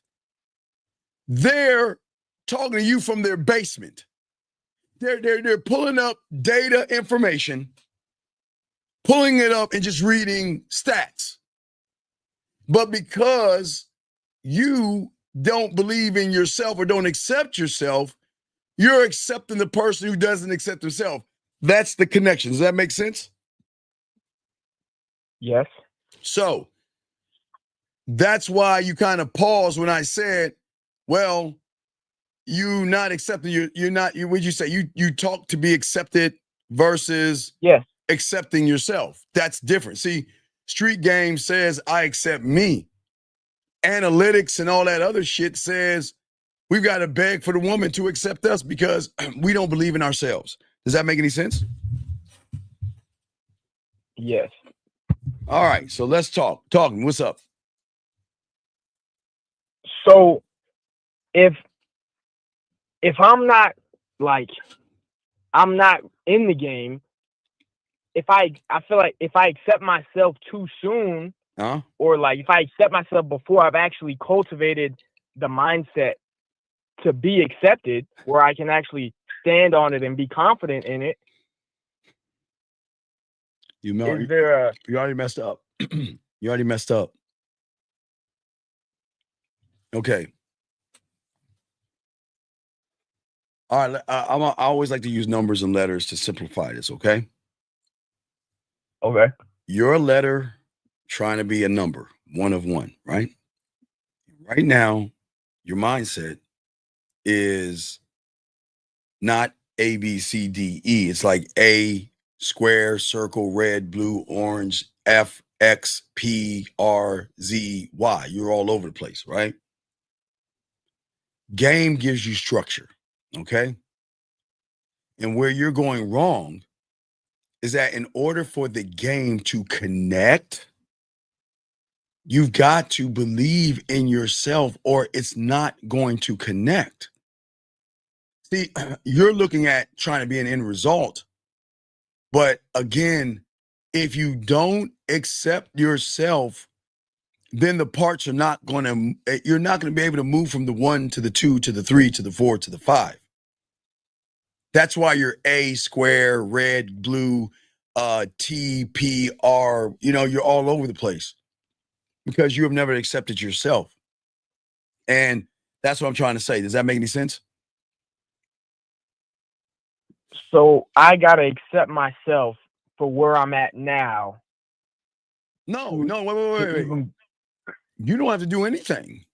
You don't, listen, please understand this. You don't have to do anything. No, don't kick it. Don't kick out Mountain. Guys, do not kick him out. Do not time him out. Leave him in here. Do not kick him out or time him out. But go ahead. I'm listening to you, young man. To be a student, okay, I need to accept myself, even though I'm at where I'm at. It doesn't matter to be able to move forward. You've got to, in order to get the game, you have to accept yourself. That's the truth. In order to get the game, you have to accept yourself. Does that make any sense? Yeah. No, it doesn't, because I haven't accepted myself, I haven't moved forward. Right. Okay. So yeah, unblock them. Oh yeah, don't listen, guys, gentlemen. Please listen to me, all my guys out here. Please listen to me. If somebody's in here causing trouble, unless they say something really racist or something like that, you can let them go. But if they're in here talking shit and playing bully ball, we can bully these motherfuckers back. So please let me be able to bully. Y'all not letting give me the pleasure. I see it. If they're saying something racist, if they're making a statement, that is fine. That is fine. We'll handle the statements. But if they're saying something racist or something hatred or something like that, you get them right at the fuck out. Okay. So just remember that, guys. All right, back to you, caller. So what I'm saying to you, okay, is that where you're going wrong is that the first thing one has to do is accept himself. Regardless of who you are, you've got to accept yourself. It will never. Okay, listen. It doesn't matter where you came. Y'all know what it means. It's about where you're going. But there's got to be a point of accepting yourself. Accept your flaws. Look, young man, I accept that I'm on the other side of the mountain. I accept I'm going towards my death. I accept that I am old. I accept that I am short. I accept that I have a dad body. Do you see what I'm saying, caller? And does that bother me at all? I accept it. Hey, caller, I've even admitted I accept that I can't fuck like I used to fuck when I was on the other side of the mountain. I'm older now. I accepted that. You see, caller? See that? I'm telling you right now. Yeah. I can't fuck like I used to when I was on the other side of the mountain. Now that I'm 50, I'm going down the mountain. I've already climbed up. I'm going down to my end, right? Going down to my end. But I accept that as well. Because I don't want to never have a midlife crisis, but I accept that. But do you see what I'm saying? So I'm showing, I guess to an average person, that'd be bad things, but that's just what it is. In the game, we don't live in a world of could be. Could be doesn't work for a man. It's what the fuck is. And what is that I am short. That's true. I'm black. That's true. I'm old. And I am, and I have a dad bod. And I can't fuck. I can still fuck, but I can't fuck like I could when I was younger. But I've accepted that. And I've also accepted that I'm going down the hill towards my death. So I'm telling you, are those flaws? No, that's just what it is. I can't do shit about that. I'm not going to get any surgery. I'm not going to get any laser surgery. I'm not going to get any plastic surgery. Wait, laser surgery because I'm 5'7". Plastic surgery because I'm 53. Working out at the gym, I'm fine with my body. And there's no, what is that? There's no fountain of youth out there that I could drink that is going to keep me from being old, right? So I've accepted that. Do you see what I'm saying? Mm-hmm. Does that make any sense? Yeah. So what I'm saying to you, I accept it. I'm saying that you have not accepted yourself. And you cannot move forward in anything until you accept that I'm not the guy. I don't have a mouthpiece. I'm terrible with women. I'm nervous. I have anxieties. I have fears. There are things that worry me. I'm scared of women. Women make me, you gotta, because if you, okay, look, if you don't accept it, then that's the reason why you're never going to grow, because you're literally lying to yourself. You're trying to say, even though I have this thing, I'm going to pretend that I don't have it. But then you're saying, well, then why am I not growing? Because you're not accepting the world or your reality for what it is. And that's the problem. A lot of guys are they just call her, we'll finish the dialogue, but a lot of young men will not accept the truth. And watch this. Caller. I started at 9 years old, right? I ain't know shit about the game. I ain't know anything. But I knew this much. If I didn't accept myself and learn, I wouldn't be a student today, right? I had to accept that I got to push aside my ego. I push aside my self-importance. Got to empty my cup. Now I've got to listen to my mentor, my master. I'm an apprentice to a master, right? We are all apprentices to somebody because we're all learning. Your teacher was a master. You were an apprentice. You learned how to count, how to read, to write, add, subtract, and all those things. You were an apprentice to a master. Not saying a master like slavery master. I'm saying a master, right? Somebody teaching you something. You were an apprentice to that person. But what I'm saying is that I accept me. And I've always accepted me. And guess what? If she accepts me or she doesn't, I don't give a fuck. I never cared. As long as I accept me for what I am. I am proud that I've been on this planet for 53 years. I am proud that I was able to live a great life. And if I were to die tonight, I am fine. Don't even mourn me. No reason to mourn me. I'm good. I'm gone. I'm out. But you see what I'm saying? But see, those that don't accept themselves, when they get around 40, that's where the midlife crisis comes in at. Because they're going to come to a point where they're going to realize, oh my God, I'm actually getting old. Oh my God. And I can't do the thing because our body's going to break down. We're not going to be able to do the things. I'm telling, look. I'm not saying you can still fuck. I'm just saying that I'm talking about a guy that can go like 4 times, maybe 5 in a day. I mean, I could go, but I'm not that guy anymore. I'm not. And that doesn't make me a bad person. It's just I've accepted it. I've accepted it. You see what I'm saying, caller? I've accepted it. It's not a bad thing. I guess it could be a bad thing to you, but it's not to me. I'm being totally transparent with you. I am telling you that I cannot fuck the way I used to fuck back in I was a killer back in the day, but I'm still a killer now with my mouth. Y'all see the mouthpiece out killer I am with the mouthpiece still, but I still could eat the pussy the same. Stroke game, it is not as long and as long as I could go the distance and the time, the day, the whole damn day. I can't do that anymore. I'm fucking 53 years old, man. You see what I'm saying? But I'm fine with that. Do you see what I'm saying? Because it's reality. Well, it's the truth. It's the truth.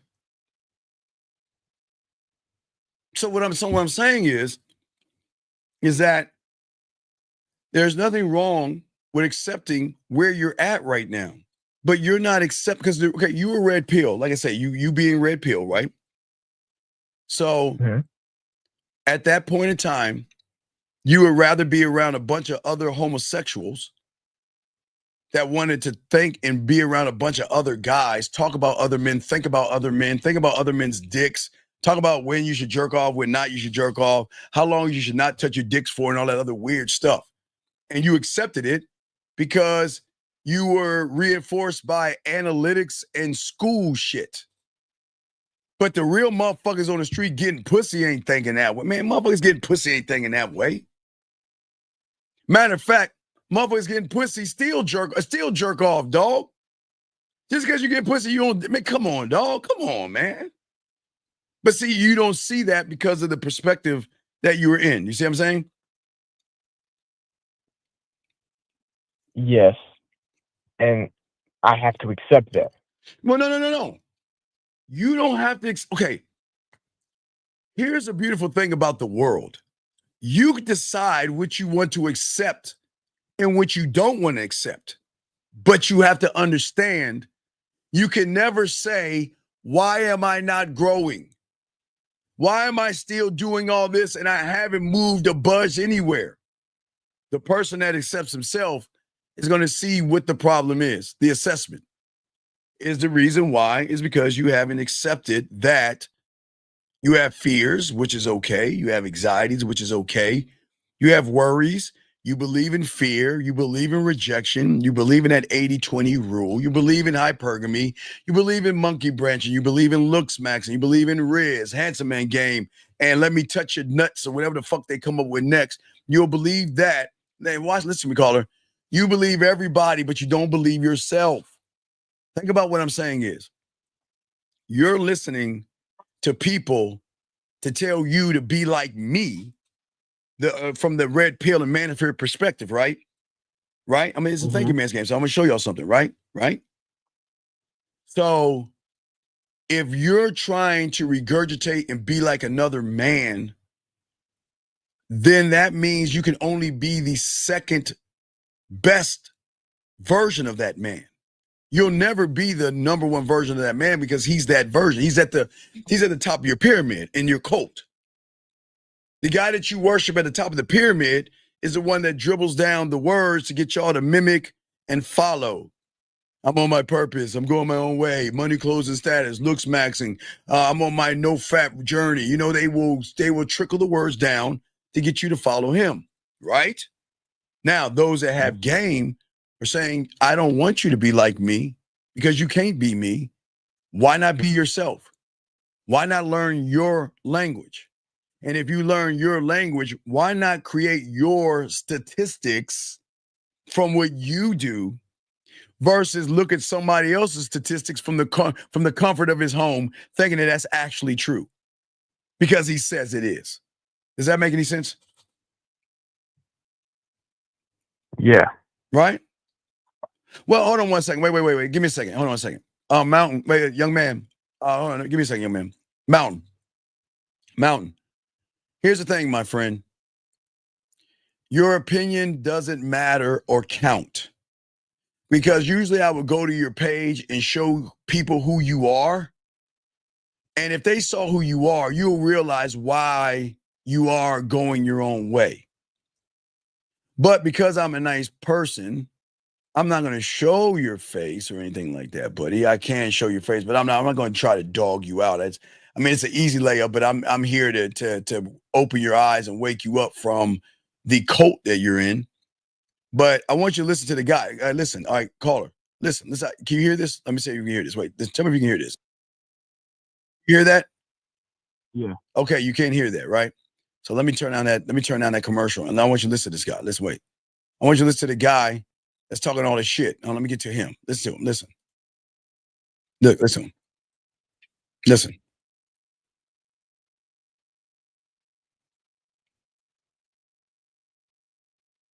Listen.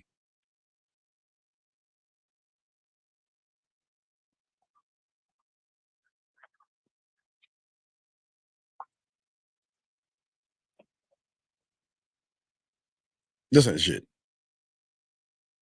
Do you hear that shit? Do you hear that silly shit? Find our points, our path. But no, you were a part of that. You see, you're a part of that. And you know why you ain't getting pussy? Because women ain't gonna fuck nobody like that. Why would I fuck somebody that's telling me that there's something wrong with women? Y'all hear what I'm saying? You see what I'm saying? Yeah. Enterprise King, put a question on that and I'll answer that question. But no, I know you have other questions. But what I'm saying to you, big dog, is this. What I'm saying to you is like I was saying in the analogy, I probably got to break that down some more with Lucario, but on the show that we have, that game is going to teach you how to think for yourself. And the scariest thing that you have is that you were so part of a group of people that you never ever was able to think for yourself.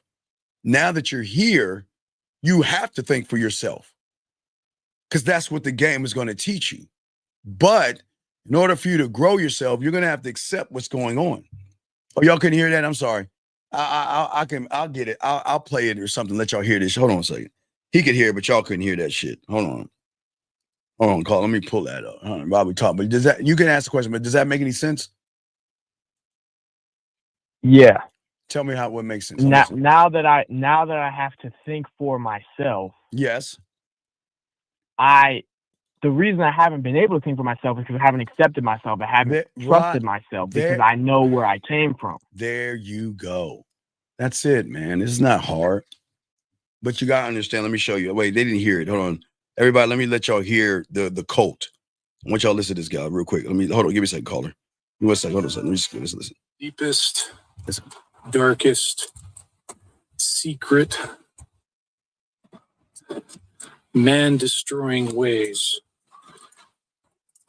There is no control. Nothing will keep you safe. The laws favor women everywhere. Okay, do you see what I'm saying? Now watch this. It's gonna blow your mind, everybody. Isn't that the same regurgitated shit that everybody on that side of the fucking world is saying? They have said it at least one time in their life. Do you see what I'm saying? Why? Because they're trying to make you into a sheep. Because you're part of a cult. You see what I'm saying? A cult. Where you're just regurgitating words. He didn't come up with that. He heard it. And because he heard it from somebody's basement, he believes it's true. Just like I'm saying, the analytical analyst versus the person that's actually been in the game or the football game, the baseball game, the basketball game. It's a different perspective. That's why it's so hard for you to see the game, because your cult that you were in, it is so hard to leave a cult, young man.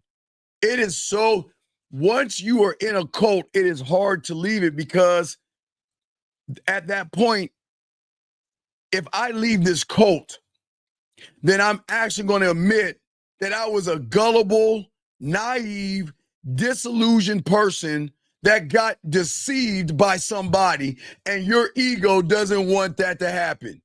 You can't accept that.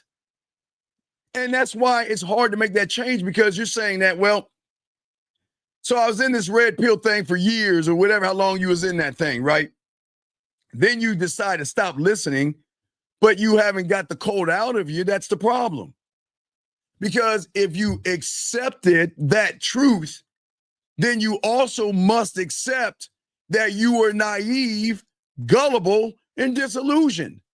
But does your self-importance, or the ego allow you to do that? Think about this. How old are you, young man? How old are you? 19. Oh, you're 19. And you were in the red pill for how many years? It's okay. I don't care. It's okay. What's the number? At least 3, 4. All right, cool. Okay, cool. So check it out. 3 or 4 years, right? So yeah, for you to break your reality, you got to accept the pain that comes with it of feeling like a fucking fool. I'm not calling you a fool. But what I'm saying is, you have got to realize that you were manipulated. You're no different than the guy that says, hey, I lost my cat. Come in this van. There's ice cream inside. Okay, mister, I trust you. You trusted. And someone took your trust and used it for favor while you lost yourself in the process. But that's hard. That's a hard, quote unquote, pill to swallow, if you know what I mean. Because you're not going to grow until you accept that you were naive. That doesn't make you a bad person, but only a person to get out of a cult, they're going to have to accept the good and the bad. They're going to have to accept that, man, I was gullible. I didn't know anything. I can't believe it's, and it's not for you to get mad at the person in the cult. It's that you just got to actually understand that That was me then. This is me now. But if you don't okay, listen, young man, if you don't accept it, you're never going to grow, because the reality that you're in is still based upon red pill rhetoric, young man. That's what, look, that's like taking, Carl, let me ask you a question. You drank milk? Not like out the cup, but yeah. Well, all right. Well, I'm just using milk as an example. So if I poured a half glass of milk, you drink it because you know it's fresh, come out of there, you drink it, right? Right? Yeah. So what if there was a carton of milk sitting over there for about 6 months? And then I open it, now you have half milk, and I take that carton and it lumps and clumps of milk in your carton of whatever the fuck oozes out. Are you gonna drink it? Hell no. But why won't you? It's milk. It's spoiled. Right. But you got to realize what you were listening to, things that were spoiling you and throwing you off of you. You should not regurgitate things from other men because you're not like other men. And these guys, if you notice, they say the same. The quote is going to say, let's say it's a cat coat. I'll give you an example. Let's say it's a cat coat, okay? Right? See the cat. That'll be the thing that they base it off of, right? Right? Mm-hmm. And they're going to push that agenda to everybody. See the cat. See the cat. See the cat. The cat is bad. The world is mean to cats. See the cat. See the cat, right? And if you believe the person saying that silly shit, then you're going to start regurgitating the words that he's saying. And you'll walk around, oh, the cat is bad. Man, I can see the cat. It's tough out there for cats, man, because when you're a cat and you go out into the world, you got to be careful about the hypergamous nature of the dog or the goddamn squirrels or whatever the fuck they come up with. But you believe it because you believe in the person at the top giving you analytical information. Colin, let me ask you a question. If you were in the army, right? Right? Mm-hmm. If you're in the army, who would you want to get information from? A guy that played with army toys? Okay, helicopter, throw the check. Or somebody was fucking in the woods, the bushes, shooting and doing all the shit army motherfuckers do. Who would you listen to? The guy in the field. Right, but you didn't do that when it came to those motherfucking red pill people. You would listen to people like, I didn't. Right, that's the point. You listen to guys say, okay, well, let me see how I can scare guys today. Oh, you better be careful, because if you talk to a woman, that you might go to prison because that happened to an alien in the plane of so it's going to happen to you. Motherfuckers right? who sat in front of a whiteboard. Right. Talking about business. Exactly. Versus the guys like us saying, man, that ain't the truth, man. You just got to go outside your door and realize women aren't as bad as you think they are. But you got to see it for yourself. Do you see the difference? No man should tell you to think like him. The game says to teach you how to think for yourself. So if you think for yourself, there are no statistics except the ones you create. So there can't be an 80-20. You're the stat. But do you think I'm going to take a stat of somebody else who hasn't been in the game, can't get any pussy, can't communicate to women, can't turn women on? Think about this. For all you guys out, no knock on them. Think about this. Why is it they're always complaining but not teach you how to talk to women? Why is it they always complaining and not tell you how to maneuver when you get around a woman? How to seduce her? How to romance her? They just tell you what not to do. Well, that's my point. Why listen to all the bad, but what are they teaching you? I mean, what are they literally teaching you? They're not teaching you how to Stay in the house, don't talk to women. Well, that's the fucking point. They're not teaching you anything.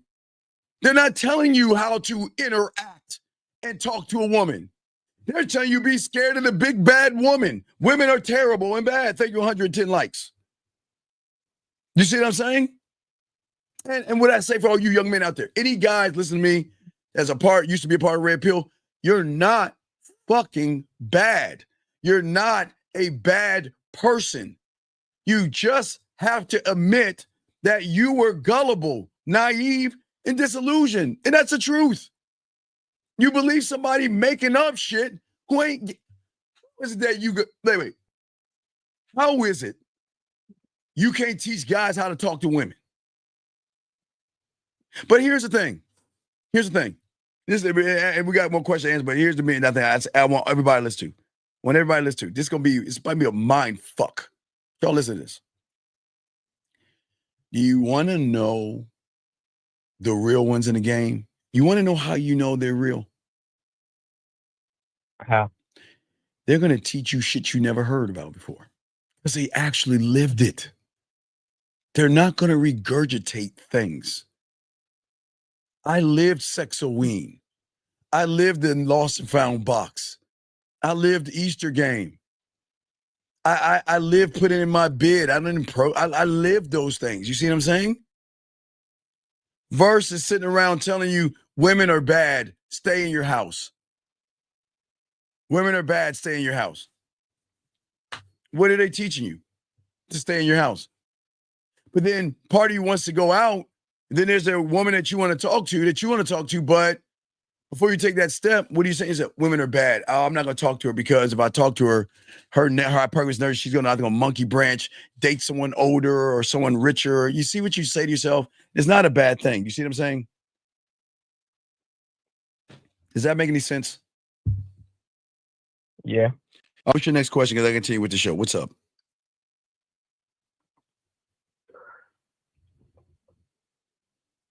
So, recap. Yes, sir. Accept who I was, what I was. Or not. You don't have to. Well, yeah, of course not.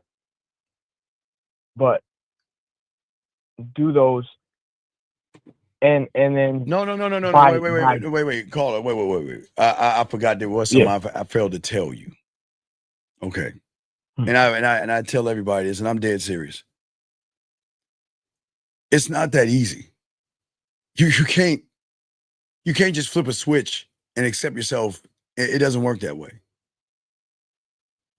What I'm saying to a lot of young men, and I know I don't want to be the bearer of the bad news, but I got to be honest. Every time you listen to those people, you were digging a hole, right? Yes. So your hole is the size of the Grand Canyon. You're at the bottom of the canyon. That's how big your hole is. That's why you have to unlearn to feel that space back up to get to the ground level to really accept yourself to learn, buddy. I'm not gonna lie to you. It's not a thing. I just accept myself and it go because that's like the motherfucker that says, well, you know, that New Year's resolution bullshit that they say, well, this is going to be my year. I'm going to do whatever and then quit after a few days and shit. So accepting yourself is not just going to happen, dog. It's a process. And I'm just being honest with you. I don't want you to feel like, you know, there's this kumbaya hallmark moment where I'm saying accept yourself. It doesn't work that way, buddy. I know that fucking sucks, but it doesn't work that way.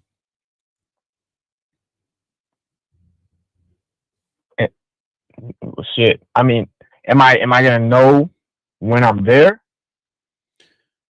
You'll know when you're there when you stop giving a fuck about what other people are doing. You know where you're at when you think about when you look at women the way you look at them. And there's nothing wrong with looking at women the way you look at them. But I want to tell you what's wrong with looking at women the way you look at them. Are you ready for this one? Yeah. What is wrong with it? There's nothing wrong. Again, there's nothing wrong with looking at a woman and saying all the stuff that you want to say, how beautiful and sexy and gorgeous she is.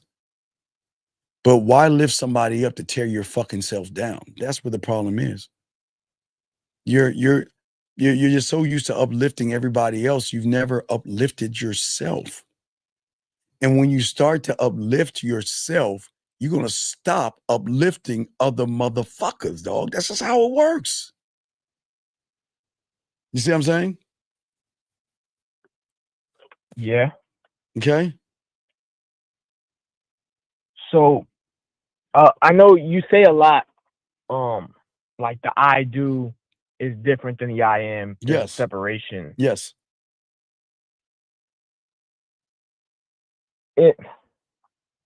I'm in a space right now where I'm trying to shift my mindset, but it's also we cannot shift our mindset if we don't believe in ourselves. We gotta accept. I tell you, you can't shift until you accept everything. Did I not? Listen. I just explained to you, I accepted all the good about me. Yes, I'm a bad motherfucker. I have a mouthpiece. I'm cold with it. I'm a bad motherfucker, right? Yeah. But I've also just told you, what else have I accepted? I can't fuck like I used to when I was 20. I accepted that, right? I'm 53 years old and I'm old in the eyes of the world. I accept that. I may be ugly to the world, but I accept me. I accept that I'm going down the hill, going towards my death, then going up the hill or up the mountain. You're going up the mountain, young man. I'm going down. I accept that. But I don't have a midlife crisis over it. In the game, I accept it all. I accept her not being interested in me. I accept her being interested in me. I accept her not being interested in being interested, or vice versa. I accept it all. But I don't give a fuck if it don't have nothing to do with me, but I got to accept it for what it is. She doesn't have to like me. There's no rule that says she has to like me. There's no rule that says she doesn't have to like me. Whatever rule is, I don't give a fuck about her rules. I only care about my rules. You see what I'm saying, young man? Well, yeah. If you've accepted yourself, then you're not going to change how you operate based on anything she. Right. Because I don't base anything off of a woman. I can't. I don't even know the first thing to do. I'm not trying to be a dick here. I don't know what to do when it comes to kissing a woman's ass and running behind her. I don't know where to start. I wouldn't know where to start. I guess I need to start by saying I hate myself, I guess. And they're actually sexier than me. And I've got to kiss her ass and I've got to do circus tricks and I don't know, kill zombies or some shit. I'm fucking guessing. I don't fucking know. Because I don't live like that, man. I don't know how. I don't know how to be you. I couldn't tell you. I don't know how to be you. I couldn't even think. I don't even know how it is you go through that shit. But I know this much. I can't. It's not in me. Can't do it. I just love myself way too much to belittle me for a piece of pussy. I ain't doing that.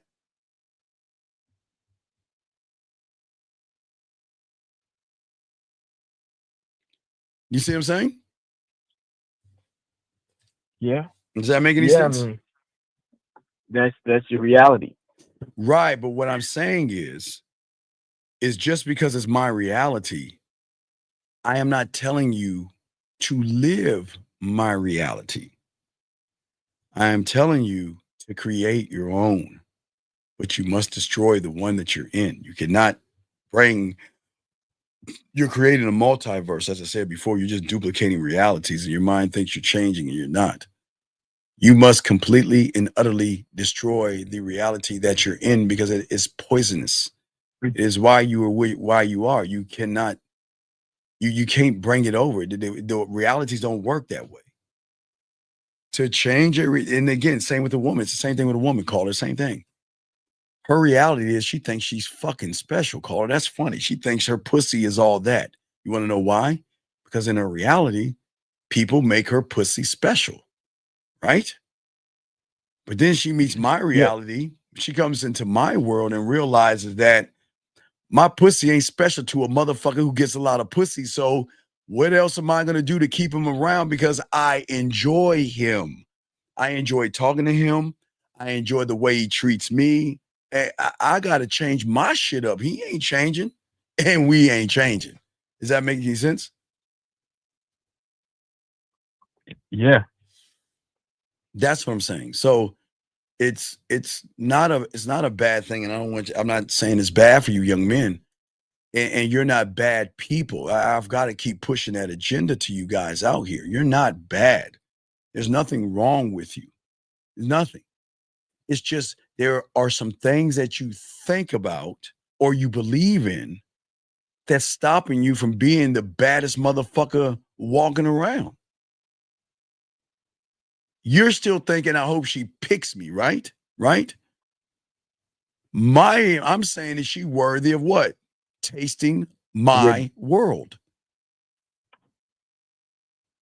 You see what I'm saying?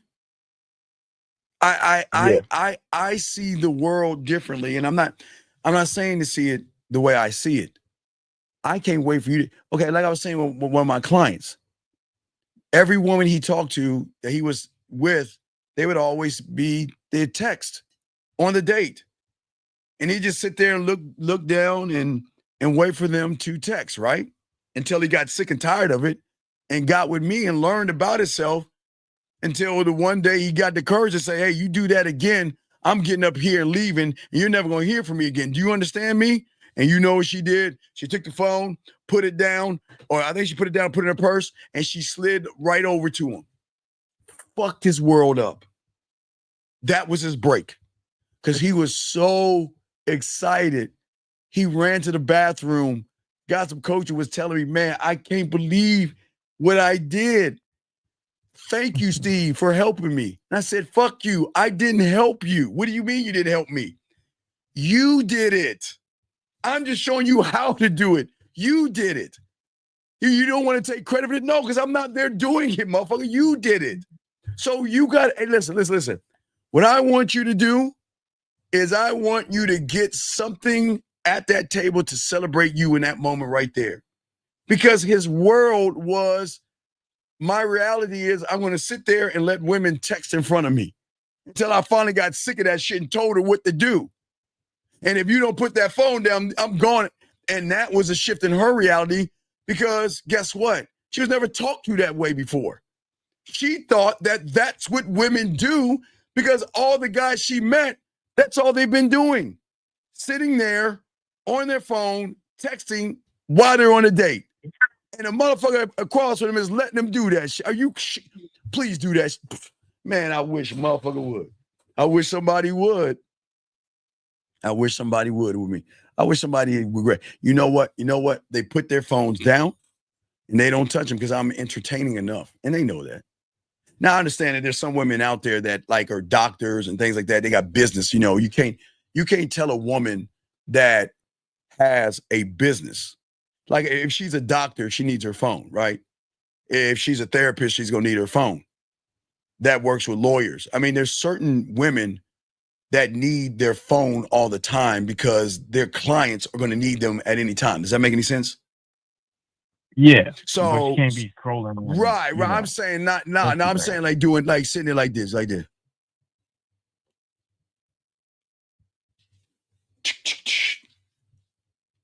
Oh yeah, what'd you say? That's what I'm saying. No, we ain't doing that. Now, if we're talking and she said, "Oh, can you just give me something?" Oh, hold on one second. Yes, yeah, okay, yeah, it's that. Yeah, okay, thank you. Okay, make sure you send it to the client. Thank you.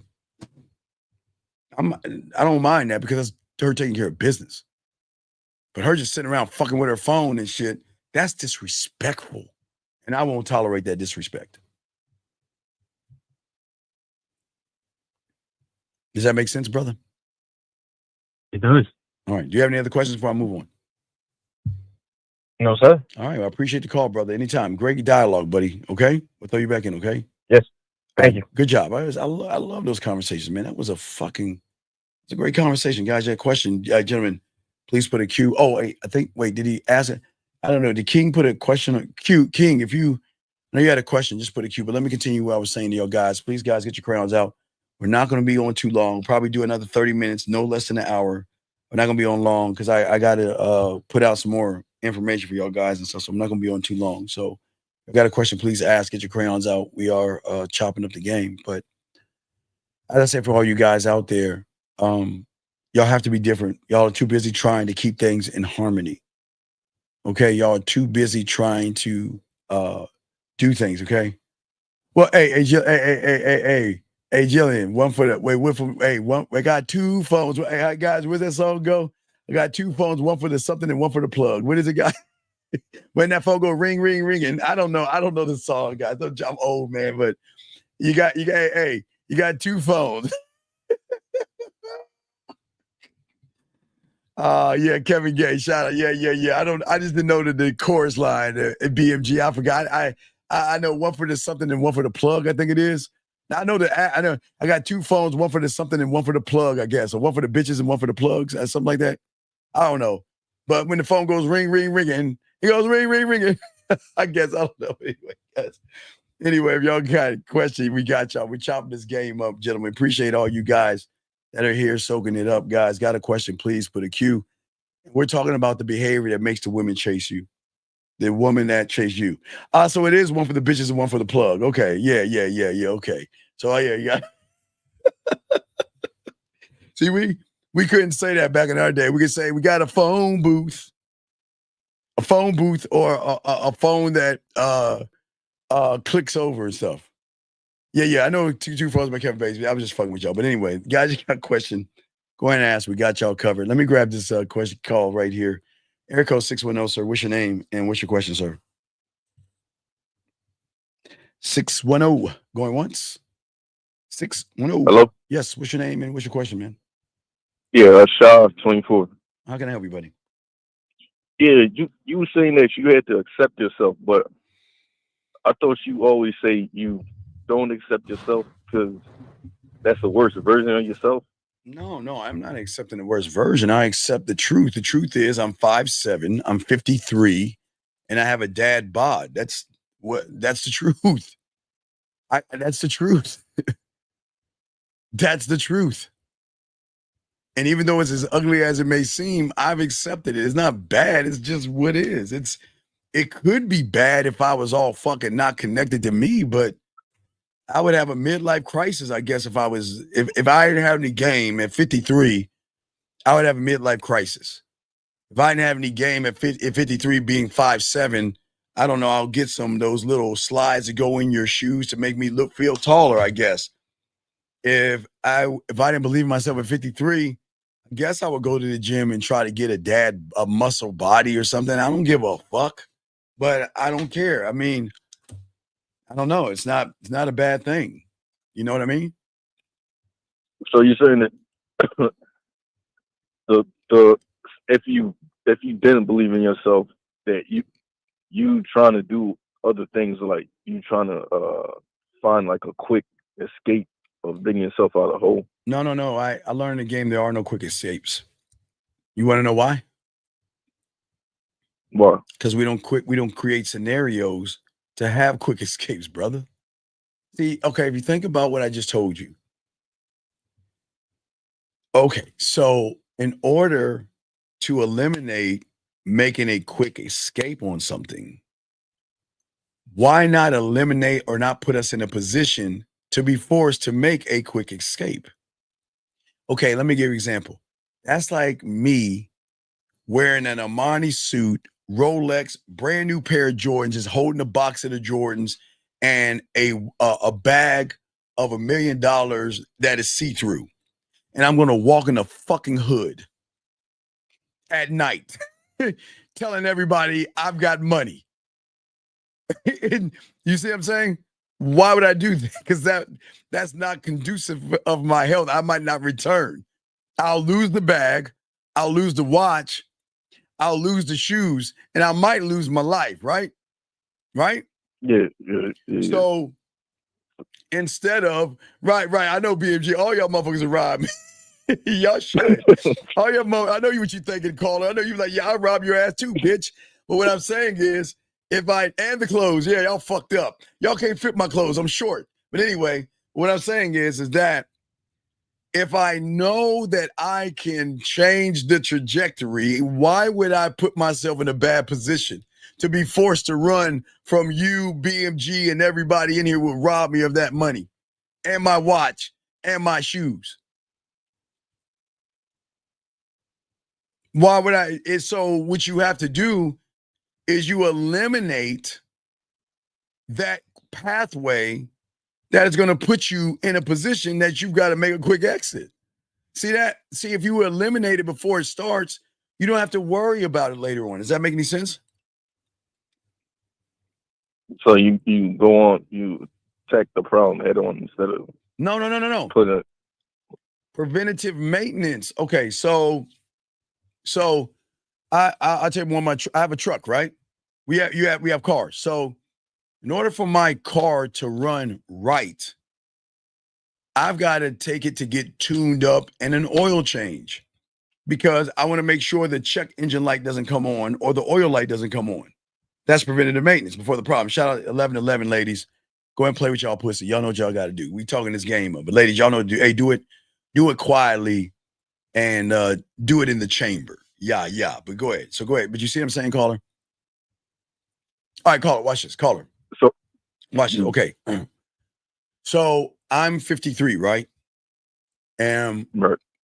Luckily I don't smoke and drink, because that really would have fucked me up, right?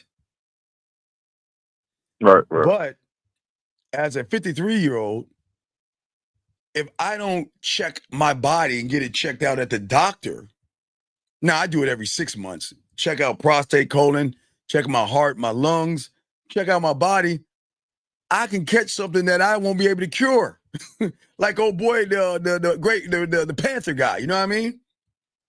Especially young black men at 40, y'all need to check that prostate shit out. Y'all gotta, I already told y'all what to do with the colon guard, but I'm just saying that I'm doing preventative maintenance to help me live longer. I'm not saying that I can be the healthiest person and get ran over by a car. I mean, but I accept that. Because if I'm in the position, I put okay. All right, you remember that? What is that Eddie Murphy movie where he had to run across the highway? You remember that? What was that movie with Eddie Murphy? With Steve Martin and Eddie Murphy? Oh, was the old time something year long, some shit? No. What was that movie with Eddie Murphy where he had to run across the highway? What is that, guys? With Steve Martin? Any of y'all remember? Y'all can tell me. I forgot what it was, but what I'm Harlem Nights? No, not Harlem Nights. No, it wasn't Harlem Nights. It was something else. I forgot what it was called. There's somebody in the chat room would tell me. But what I'm saying is that you put yourselves in the position. No, not stir crazy. Hell no. No. Never mind. I'll find it. It's not stir. But there you go. Blowfinger. Bowfinger. There you go. Bowfinger. That's it. Bowfinger. But anyway, what I'm saying is this. See, you're thinking problems. I'm thinking solutions. So a woman is never going to disrespect me, because I know from the moment we meet, she's going to realize I'm not to be disrespected. See, I'm going to nip that shit in the head. I'm going to face it head on. You can talk to, use, and walk over whoever you want. Watch that, caller. I'm going to say it again. If you're a gold digger, you can use whoever you want. You can lie. You can do whatever the fuck you want to do, but you're not going to do it with me. See that, caller? Because it's not my job to speak for other men. I'm only speaking for me. I don't listen. Every woman that I talk to, right? They're talking to other people. But they want to try to act like they're not, and they're shocked that I tell them it's okay, do it. Right? Talk to other people. But let me tell you something. But you can't ask for all my time. See what I'm saying?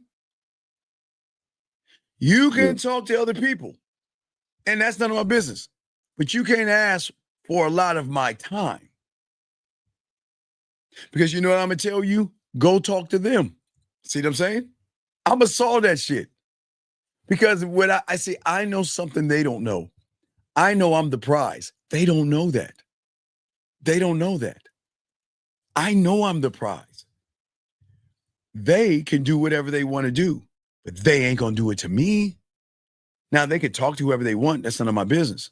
They can treat other people bad, use them, walk all over them, manipulate them, lie to them. They can do all that shit. But you ain't going to do that to me. And if you think about doing that to me, and then I'm going to move away from you. You see how simple that is? You put yourself above. I put myself above because okay. Did you hear the conversation with Jordan and the guy from Maryland, or any guy we did Game Time with? Did you listen to any of those? No, I didn't hear that one. You need to listen to those yesterday, because what you missed is I was answering things and saying things off the top of my dome that they wouldn't even think about, because I prepared myself for every scenario that I could put myself into. I know when it comes to a woman, I not only know what to do, know what to say. The question is where the fuck do I want to take her? The end. That's how deep it is. I know me so well. There is nothing a woman can say that can stomp me.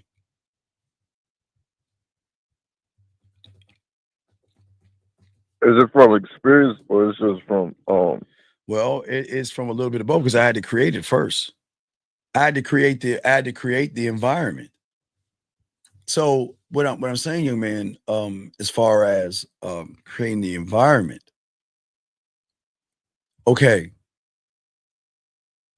this is who I am, right? This is my world. This is my reality, okay? The reality and the mindset that I have will never adjust my fucking reality to fit hers. Shit, please, right? But instead, because I know who the fuck I am and I'm the prize guy, because I got this dick game. Look, hey, caller, even though I can't fuck like I was 20, I still can talk to that. I can still talk to that pussy the same way. Now I can still stroke. Don't get it wrong. Don't think my stroke game is off. I just can't do it like I could back when I was a lad, back in the day. But I'm always going to invite her into my reality. And whether she accepts it or what, doesn't accept it, okay, changes nothing for me. I don't give a fuck what she does. I know what I believe in. I know what I stand for. And I know what my mission is in life. And my mission in life is to love me more than I loved myself yesterday. So my mission is going to go on. That's my mission. Me. It's not her. She can't be my mission. She can't be my mission. She's a perk. And that doesn't make it, I'm not saying anything bad about a woman. She's a perk. But what I'm saying to you, young man, is because you're kind of learning the game, but right now, your problem is you're too busy shape shifting. If she's got big titties, I'm going to shape shift and have a titty conversation with her. If she's got a fat ass, I'm going to shape shift and have a fat ass conversation with her. If she's got thighs, hips, and dick sucking lips, I'm going to have that kind of conversation with her. I'm going to keep changing myself up, okay? Because all you're doing is smoothing your edges, sanding yourself down to all the things that you think are going to be interesting to her. That's fucking crazy. I would never understand why you would do that to yourself. But I just can't understand why y'all hate yourselves that way. Because the more agreeable you are to a woman, the less desirable you become. And I'm not saying I'm not going to agree with her to become desirable.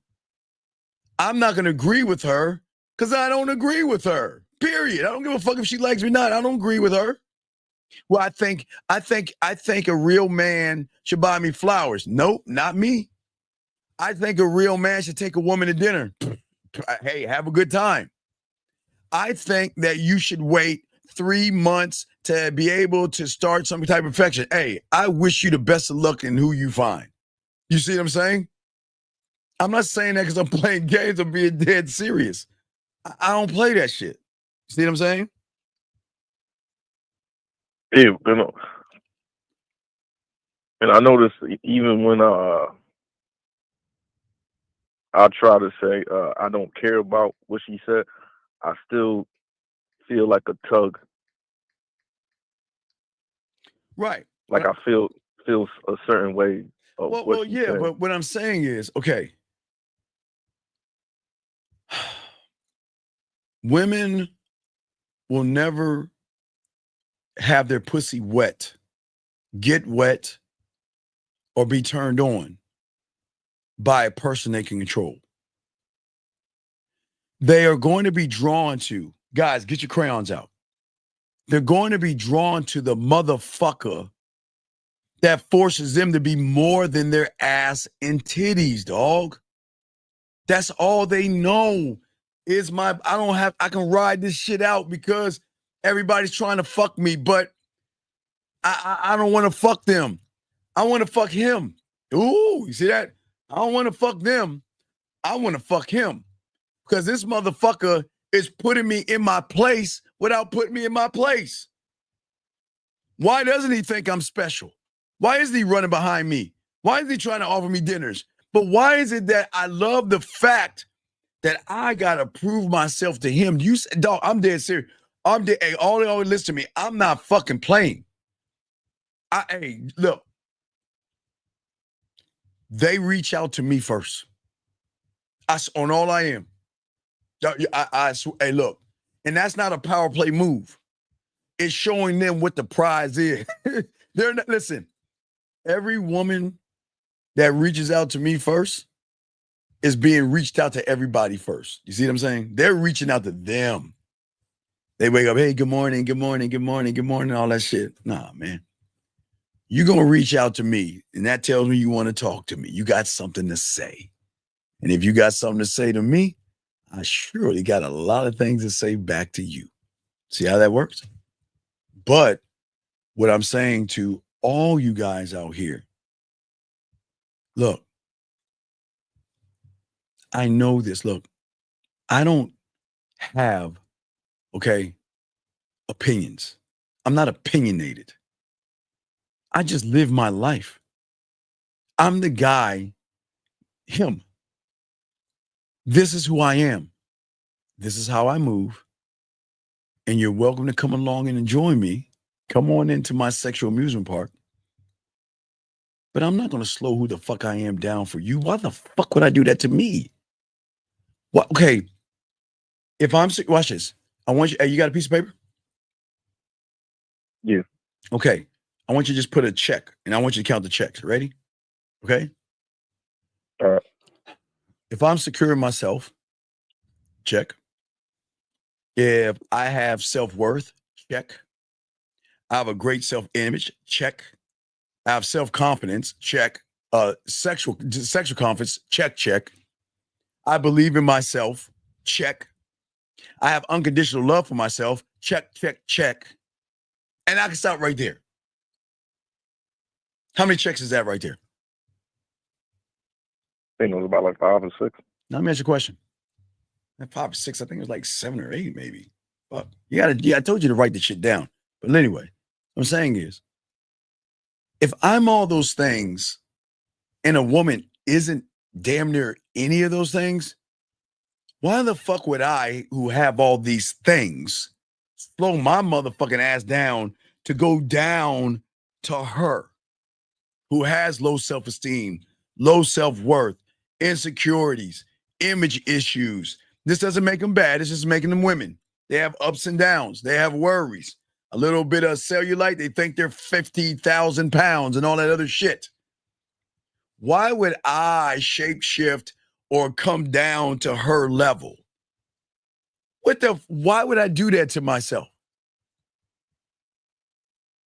Shouldn't she want to come up to me when she want to be about me?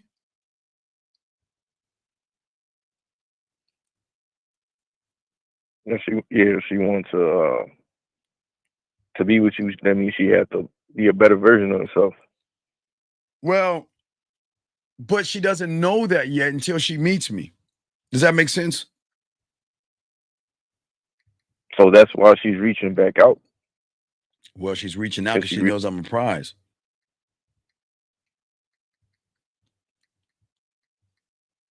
So she's reaching out because you're the prize. Right. Wait, so she... Because I'm standing on my fucking principles. That's what makes me unforgettable. I'm going to stay who the fuck I am with or without her. I'm changing for me. Evolving for me. She's along for the ride. Listen, I even said this, listen, even in the book, listen. This is not being mean to women. She's nothing but a perk to me. She's not special until she proves that she's special. If she cannot prove to me that I need to give her some of my time, then she's not worth my time. If she can't give me a reason to get my attention, then she's not worth my attention. Because, caller, I'm going to tell all you guys out here, if a woman ever asks me what my greatest flaw is, what do you think my greatest flaw is, caller? What do you think it is? That you get bored. You're absolutely right, motherfucker. You're right. My greatest flaw is I get bored with women.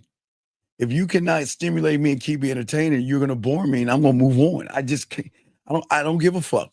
If you cannot keep me entertained and showing me that you want to be a part of what I got going on, you're gonna bore me, and I'm rolling the fuck out. I don't give a fuck, man. If you listen, even when the birthday, August we have the birthday specials and the birthday package, but if you listen to some of the guys that were in there that grew up with me, when they always talking about, man, Steve, I couldn't believe all the girls the chicks you were dating, you would let them go, man. You would let all these fine women go, man. I was like, why would you do that? You want to know why? Because I get bored with them. If you cannot keep up with me, I'm moving on. You can't just sit there and look pretty and look good and not do anything. You better be in there cooking. You better be in there cleaning. You better be in there doing something. And I'm dead ass serious. I'm dead serious. If that's a flaw, I'm dead serious. I get bored. Which means that women know when they fuck with me, they have one foot in the door and one foot out. So the question is, today he's going to get rid of me? Today's the day he's going to stop talking to me? What is today going to bring? Because you just never know when I'm going to pack the fuck up and go to another town. You just never know. But that's how I move. You know what I mean? So, because like you said, you're never at a standstill. Well, yeah, I'm always evolving.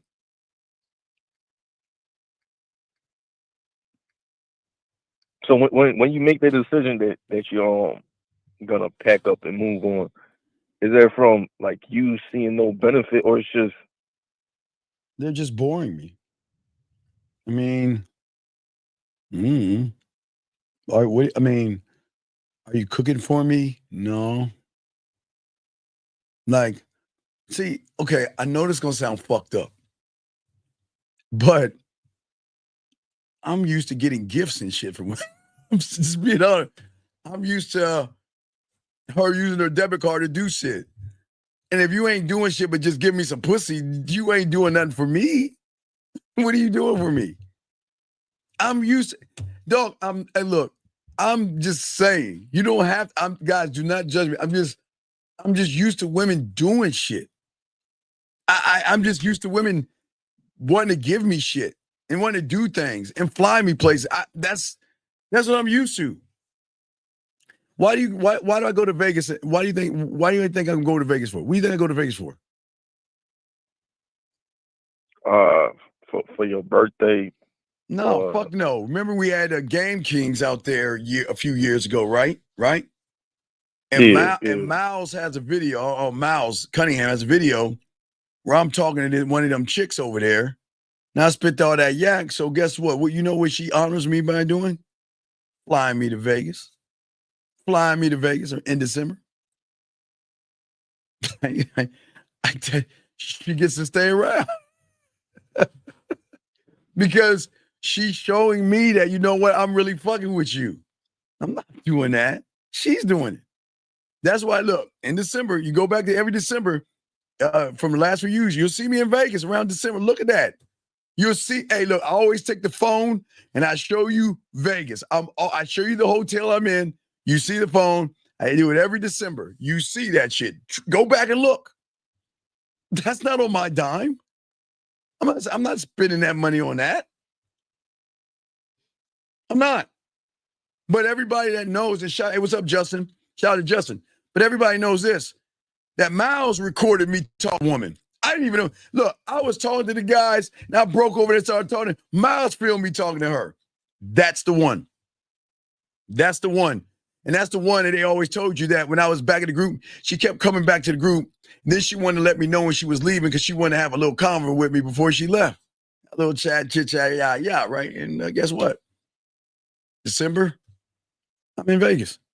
And every December I'm in Vegas, y'all will see it. In December, y'all will see me in Vegas again. Why? Because she sees my value and worth. And she doesn't want to lose me or bore me. Does that make me a bad person, people? Does it make me a bad person? No, because from what I see, you hold yourself to that standard.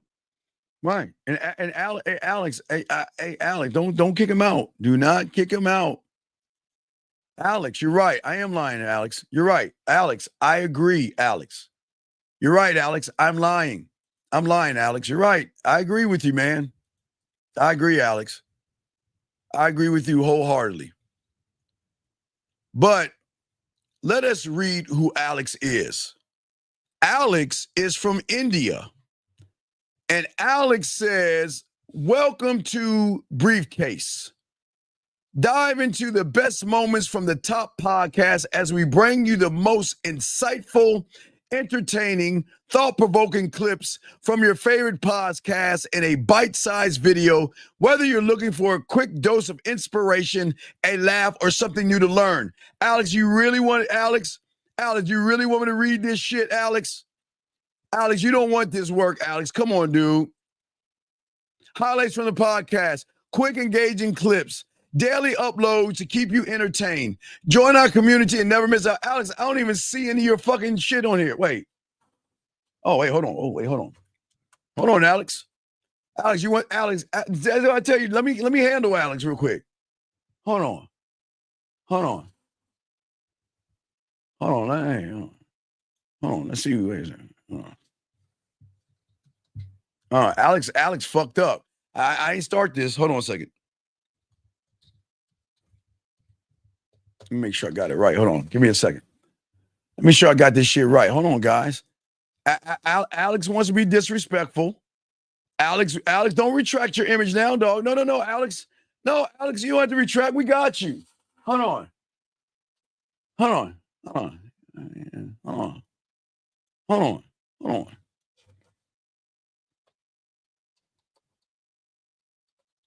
on, Alex. We got you, big dog. Hold on, Alex. We got you. Let me see if I got this right, Alex. Wait. We got you, big dog. You don't have to run from this ism. We got you, dog. Hold on. Alex wants to come in and talk shit to me. Gentlemen, y'all realize I didn't start this. I didn't say nothing to Alex. Alex came in from India fucking with me. Well, hold on, Alex. We got you. Hold on, Alex. We need to make sure I got this.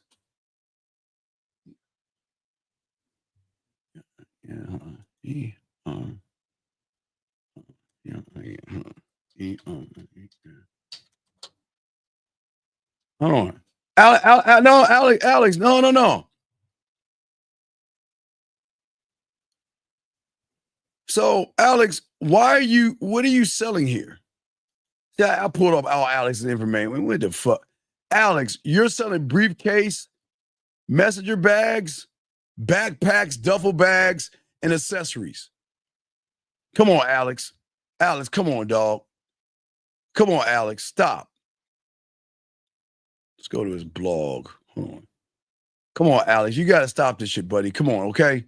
So, Alex, man, look, Alex, you shouldn't be on here being mean to people, dog. Nobody's being mean to you, and it's not right for you to sit there and tell me I'm lying when I'm telling you the fucking truth. And how dare you disrespect me by saying what you're saying right here. Now everybody, we know all about you, Alex. Yeah, I don't understand why he's so fucking mad at me. You're the one that can't get no fucking women, and you're mad at me. I don't understand, but go ahead, Carl. I'm listening to you. Yeah, so. Well, he ain't selling anything. Hold on, oh, wait, hold on. Keep going. Hold on, wait. I did it wrong. Hold on. See, hey, hold on. Hold on, let me see. Hold on. I'm listening to you. Hold on, I'm going somewhere. Right, hold on. You see, Alex fucked up, man. I don't know what Alex. I'm going to his website right now and shit. But I don't know why Alex is being mean. Go ahead, Carl. I'm listening to you while I'm looking up Alex and shit. Sound like you. No, I'm good. I can walk with you, chum. I can walk with you. No. Wait, what do you mean? Wait. Well, now we can talk now, Alex. And now you wait. What do you mean? I did not mean that you. I just said it's not possible for women. What the fuck are you?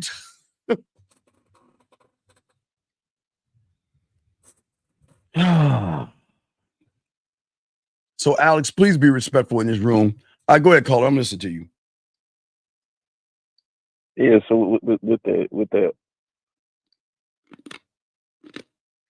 I'm listening. I'm sure when you had it. So I know you wasn't chasing that, because I know Unc Zeg be saying that he creates the situation to have a desired outcome. But what's the difference between you doing that and a person chasing that outcome? Okay, because I'm chasing the woman, right? If I'm chasing pussy, I'm saying that in my reality that I'm the prize. If you want to be a part of this reality, I'm going to make you come in ways that you can't think of. I'm going to talk to you in ways that you're not used to. I'm going to make you feel things that you never felt before. And the best part about it is I'm going to be cheering you on and telling you to keep talking to other guys and doing whatever the fuck you want to do and date who you want to date and hang out with whoever you ever get. There's not one insecure part. I am not going to ask you any questions or run behind you. I'm not. But you are going to actually fall in love with me and the feelings that you're going to have. Now, I'm not going to say them all going to get crygasms, because y'all don't even know what that is. But what I'm saying is that I'm saying that for all you guys out there. Oh, you got the link? Hey, pop the link and I'll download it and show everybody. If you got the link, JM, you got the link. Just send it to the Man Mindset. I'll download it, let everybody watch it. But yeah, they think when I say I was talking, they don't believe me, man. Y'all don't know what the fuck we be doing, man. We on this shit. But anyway, caller, I'm saying at the end of the day that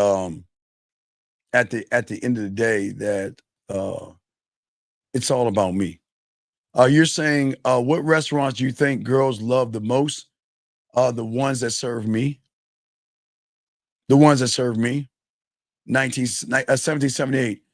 I just got to decide what I want to eat. So if she's going out with a guy like you, I've got to decide where you're taking her, because she's going to let me know, because a guy like you is going to take her to eat. So she's going to let me know, well, I'm going out with 1778 to, I don't know, JM's fancy restaurant, right? JM's fancy restaurant where they serve the steaks, it's going to come up to like $400. And you know what?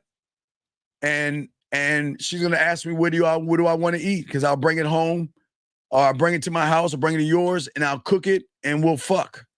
You know what I mean? So it depends on what restaurant you want to go to, buddy. Because if I tell her I'm in some mood for a steak, she'll tell you, if you want to take her out for some tacos and shit, she'll say, I'm in the mood for some steak and some lobster.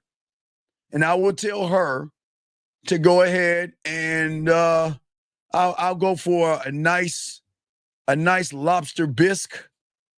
I'll like my steak medium well, and get some of them fancy ass, big ass heated rolls and stuff like that, and it'll be on your dime. So it's not a thing about what restaurants do I think girls love the most. I don't give a fuck. It's the ones that you take them to where they buy the meal for me. And while I eat your food that you paid for. Okay? That's what I'm saying, dog. Go ahead, caller. I'm listening to you. That's all. That's all I had. That's all I had. Okay, so hold on. Wait a second. Hold on. Wait a second. Okay, so all right, you have no other questions? No, that was it. That was it. Okay. So I'll throw you back in, but I appreciate you, brother. Great call. We'll throw you back in, brother. Okay. All right. All right. Thank you, sir. Great call. Great dialogue. Appreciate you, guys. You had a question. Lines are open. Put a queue. We got y'all covered, but we're chopping it up. Let me see how much more time. So we're probably gonna do like 15 more minutes. 15 more minutes, guys, and then we got to wrap this up because I got some more stuff I got to work on for you guys. I'm trying to give you guys as much information as possible, especially when it comes to information and stuff. Okay. All right. Okay. Yeah. All right. That's 2,000. Put 2,000 on that shit. 2,000, 2,000, 200,000, 20,000. Yeah. I like that. Anyway. So guys, getting back to what I'm saying, guys, got a question, please put a queue. We got y'all covered. We got a show with Rosebud tomorrow, but I do want to let y'all guys know that this is gentlemen, this behavior is something that you can't fake. This behavior, as I said, I don't fear being misunderstood. I accept it. Okay. Let me grab this call. Area code 615, sir. What's your name and what's your question, buddy? What up, Uncle Dean? What's going on, bro? You said something to that gentleman just in the previous call. You said you always prepare yourself. When you prepare yourself, do you mean by like visualizing yourself in that situation? No, I don't visualize in the future that I'm not a part of. I'm just prepared for the future. To prepare for the future. Yeah.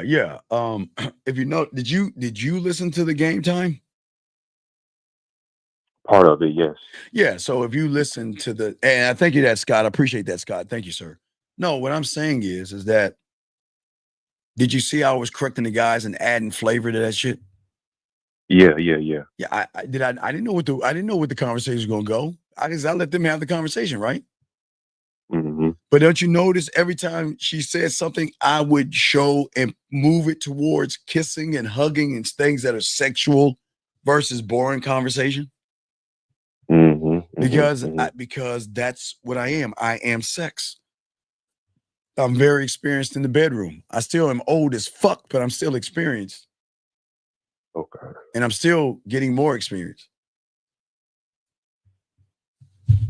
So you don't come off right off the bat, talking like explicit like sexual. No. Hey, the craziest thing is they do it first. They do it first. Okay. Well, okay. I'm gonna tell you how it starts. It doesn't start like, I want to see your dick or let me see my body. It doesn't start like that. I'll be honest with you guys. I've been lying to you. No. It fucking starts with they'll talk about my skin. You look like you have smooth skin. And I like your smile. Okay. And you have a cute dimple. And I like the way you just, I've been saying for me, that's where it starts for me. That's where it starts for me. And then from that point, it's like, man, you look sexy. But watch this move though. I'm gonna show you a move. Watch this. So before I prepare them to masturbate, this is great prep. If I'm not near them and they're on another planet or whatever, I want them to get my scent down. And what is my scent? That Chanel, right? Yeah, exactly. I give them a homework assignment. What I want you to do, I want to give you, not only do I do the shower game, right?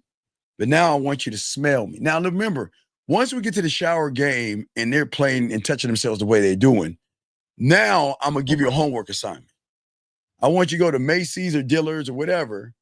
Now I want you to get a sample of the 2 colognes I have so you can smell my scent. So that means that if you're thinking about, now watch this. I'm telling you, I'm going to give you this. If you're thinking about me, take my scent and spray it on a pillow or a shirt, and you can close your eyes and smell me because that's how I'm going to smell. And if you're going to masturbate to me, hey, hey, this is the best part. When they're masturbating and they got your scent, you can tell them to breathe it in right before they come. God damn, it's game right there. You see what I'm saying? Yeah, definitely. Yeah. So I'm saying that's what I'm saying. I'm saying that I move different. I'm listen, who tells a woman to go and get their scented cologne? Oh, me, you wanna know why? Because I know where this is gonna go. I know where this shit's gonna go. So if I know where it's gonna go, and I'm not saying it's gonna go there all the time, because I'm not gonna say all the time, but I know where it's gonna go. And if she has that bottle of my scent, she's gonna keep smelling that, shoot in the air. I have someone put them on, spray it on their body. They like to wear my scent on them.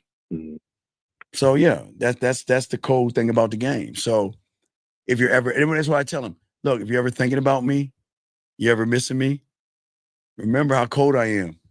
You can listen to my voice, spray my cologne on your shirt, and smell and listen to my voice at the same time. Think about that mind fuck right there. Yeah. Please understand, women don't hear motherfuckers talk that kind of shit or be arrogant enough. I'm saying that not only I'm giving you access to me through voice messages and videos, you can press play on one of my voice messages or the masturbation audio, whatever I feel like doing. And you can take the cologne that I told you to have, spray it in a shirt, a t-shirt, or whatever. Listen to me and breathe me in. It's a different fucking mindset shift. Because think about all the guys that they have dated, seen, hung out, they ain't talking that yak like that. You got to be a bad motherfucker to do some shit like that. Y'all guys, y'all can take that. That's for all y'all. Y'all can have that for free. They're here writing this shit down. Yeah, y'all can have that shit for free. Because I'm guys, that is an algorithm. That's an algorithm and a reality break. Because what I'm saying is, I don't need to touch you to touch you. You can smell me, hear me, and touch yourself. Because you're going to smell my scent, which cologne you get. But I'm saying that's something, guys, y'all can tell women to do. When y'all got it like that, I'm telling you, they've never had anybody do that. Call her. Nobody is telling women to do that kind of stuff. Or is arrogant enough to tell her. This is what I want you to do. I want you to go to Macy's and get this cologne. You know, my colognes, you know, my colognes. Yeah, get my colognes. It's my cologne. I want you to smell me. And spray, and when you're thinking about me, this is what I want you to do. You spray it in the air, spray it in your pillow when you go to bed at night, or spray it in the towel and smell me while you're thinking about me. Wow. Hey, caller. While you're listening to me. Come on. Oh man. You really in her mind then, like throughout the whole day. Yeah, so really whole week. Right. That smell ain't is lingering around in her, you know. Well, because if we never end up and we not talking anymore, she's got to go back to the average guy. Average motherfucker ain't talking to her ass like that. I set the standard in the bar, man, and I can send her back. Look. When I let them go and get rid of them, I make them better off than which I found them, because now they can be better off for some other guy. They'll still run the guy, but they'll always think about and appreciate that at least they had a little bit of time with me. They do appreciate the time, even though they don't get a lot of time, but they appreciate the time because I make the time memorable. I'm like on some shit. What is that clip my Clint Eastwood movie, whatever, you know what I mean? No, it's got, well, no, it'd have to be a love stick. I wish I could show you. I don't have it. Oh, I got another thing I show you. Wait, I got another thing I show you. I want him to do. Watch this, caller. Where's it at? It's all the way on the other side of my office, okay? All right. Okay. And what I'm saying is, wait, give me a second. Do not kick him out, please, guys. Please don't delete the comment. Please don't delete the comment. Please don't delete the comment, okay? Please. Don't delete it. Hold on, caller. Give me a second. Let me do some work. T-Money. And let me repeat. T-Money says it's pointless running all this game that isn't, this ain't the 80s.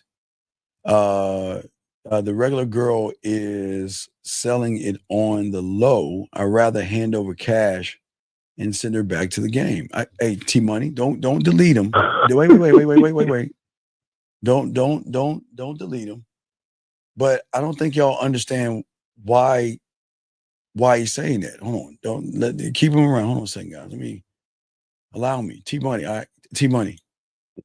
I understand you, buddy. I get you, dog. T-Money, I get you, buddy. It's okay. It's okay, T-Money. And let me see something here. Fuck is this? Hold on. No, okay. I can't get him. So T-Money. Listen to me. T-Money, listen to me. T-Money, listen to me. I understand what you're saying. And watch this, guys. These are teachable moments. Okay, T-Money. You know what's pointless? Is you sitting in this room listening to me. T-Money. If I were you, I would just leave out of the room right now if it's pointless. Don't waste your time. See that, caller? Caller. You see that? See how simple the game is? T-Money. It's cool, buddy. Hey, T-Money. It is pointless. And if I were you, T-Money, I wouldn't waste it. Don't kick him out. Hey, guys. No, don't kick him out. Don't kick him out. Don't kick him out. Don't kick him out. Let him leave on his own. Hey, guys, let him leave on his own. He's either going to leave or he's going to stay. But T-Money, if you're staying, you're going to realize the shit I'm saying is actually real. But if you want to leave, you are more than happy. You're more than welcome to leave. Okay? You're more than welcome to go, T-Money, okay? But I'm sorry, back to you, caller. What was you saying, buddy, before we wrap this up? What were you saying? You answered all my questions, man. You were just telling me about the the little cent game that you was giving out. But I understand where you're coming from it. Yeah. That's all the questions I got right now. No, and I appreciate that. And like I say, hey, T-Money, hold on, T-Money. You're still here, man. T-Money. You're still here. You made your post at 10:49. You should have been gone at 10:50. What? You should have been gone, buddy. Don't waste your time here, T-Money. Don't do it. If I don't understand, it's crazy. But I'll throw you back in, call. I appreciate you, man. Thank you very much, brother. Okay. Okay. All right, we'll throw you back in. Yeah. So it's all good, guys. Again, like I say for you guys out here, at the end of the day, we want y'all to grow and all this other stuff. Okay. And all you guys out here, I like I said before, I was going to show you something, but T-Money's fucked it up. I'm sorry, guys, but I'll show you in the school because there's another level after she does the cologne. I'm going to show you the next level. I'm going to grab this last call, but I'm going to show you that in the school. 609, what's your name? What's your question, sir? What's up?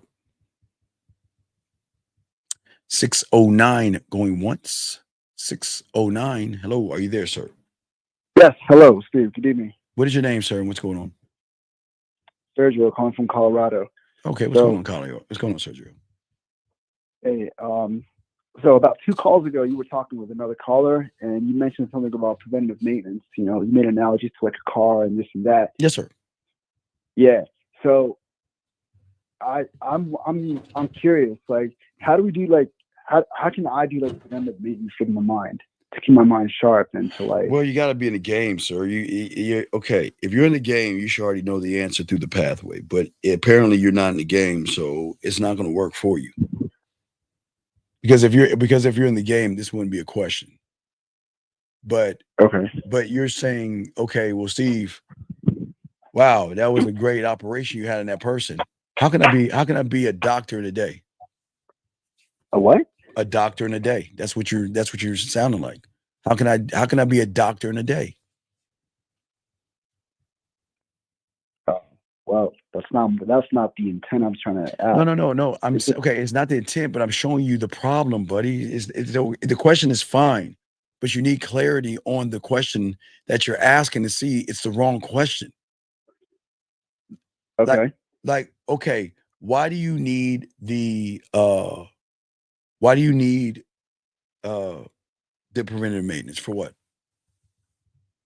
I sometimes get deviated and get distracted, unfortunately. No, that's I a get choice. back on track a little bit.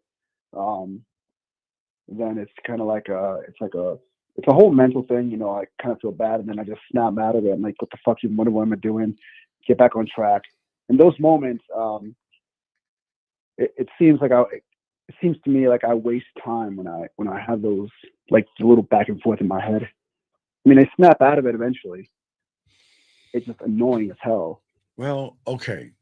I don't want to snap back. Only thing I want to snap back is that ass back when I'm hitting it from the back. I'm dead ass serious. No, sorry, Doug. I just touched my mic. I'm sorry, Doug. I'm sorry, man. It's just how I am, dog. I'm sorry. Man, man, dude. I'm sorry, my bad, dog. I hear what you're saying, dog. I'm sorry, my bad. I'm just saying that that I'm not wavering. We don't waver who we are as men. We don't waver. And this is why the game is so important. You're putting too much on women versus look at the things that you got to do. The preventive maintenance is, look, there is no yelling, screaming, or disrespect. So I'm going to make sure I prevent that, because I want to make sure how I prevent that is when I meet a woman and she's fucking with me, she's going to know not only she's not the only woman, but she can do whatever she wants. I'm not going to run behind you. I'm not going to ask you who you're seeing, who you're dating. I'm not going to dabble into your life. If you want to share information with me, you can. But what? Right. But it's preventative maintenance. I'm showing you. I'm preventing anything. But also watch out. Hey, and I'm so fucking cold. I'm going to fucking look. I'm going to shoot my own self in the foot by guess what I'm going to do next? Guess what I'm going to do next? I'm going to tell her you shouldn't even be with someone like me. Before you even think about going, I'm dead serious. If you got to be sure you want this, because there's no going back after this point. You think I'm dead? That's serious. I'm so cold in what I do. I can say that shit, and they'll laugh at me, because you want to know why? They've heard it before. Yeah, you better watch out for me. And they're like, oh shit, what he got? They'll be like, that's it. So those guys before me have trained them to say whatever, laugh at me like, you don't know what you're talking about. But hey, watch this caller. So can she ever say I manipulated, lied, deceived, or played games with her? Can she ever say that? Absolutely not. Because I nailed it on the front end. This is who I am. This is what we are. You could go see who you want, date who you want, hang out who you want. When you wanted me to play with your pussy, when you want to have a good time, when you have fun, just message me, holla at me. I'll be your dick in a box, break the glass, and all this other stuff. But before you do that, make sure you really want this, because once you get in, there is no out. Because I'm going to be a landowner. You understand? See what I'm saying? I'm going to get some land here. So I'm going to give them a warning. So they can never say, Steve, you lied to me. Steve, you told me all these things. You see, I said it early, so that way she can never ever say that I did anything that was manipulative or anything like that. You see what I'm saying? Yeah, that's what I'm talking about. Like, you got everything rehearsed. No, it's not. It's because that's who I am. I am saying, listen. Young man, look, check this out. And I'm dead ass serious. Yeah. The best way I can describe what I am, and I saw it on what's that house? Have you ever seen House of Cards on Netflix? I've heard of it, no. All right, make sure you watch the first episode. You just watch the first episode. It's like fucking whoa. All right. So if you look at Kevin, now I'm not watching up to the fifth season. The sixth season was the woman and shit. That was all terrible. Anyway, look, check it out. So if you look at Kevin Costner's character, he started in a crowd. He didn't have a shot at becoming the president. He started at the end and worked his way up. That's how we are. I don't want her to give her pussy to me easily. That's not beneficial to me. Now it might be to you. But see, you see what I'm saying? You probably think I'm crazy. You say, wait a second, Steve, are you telling me if you had a choice of a woman that's trying to fuck you or you putting yourself in a bad position, you would take the bad position versus the pussy? You fucking right. But why would I do that? I don't think you see it as a bad position, though. No, it's not a bad position because it's challenging.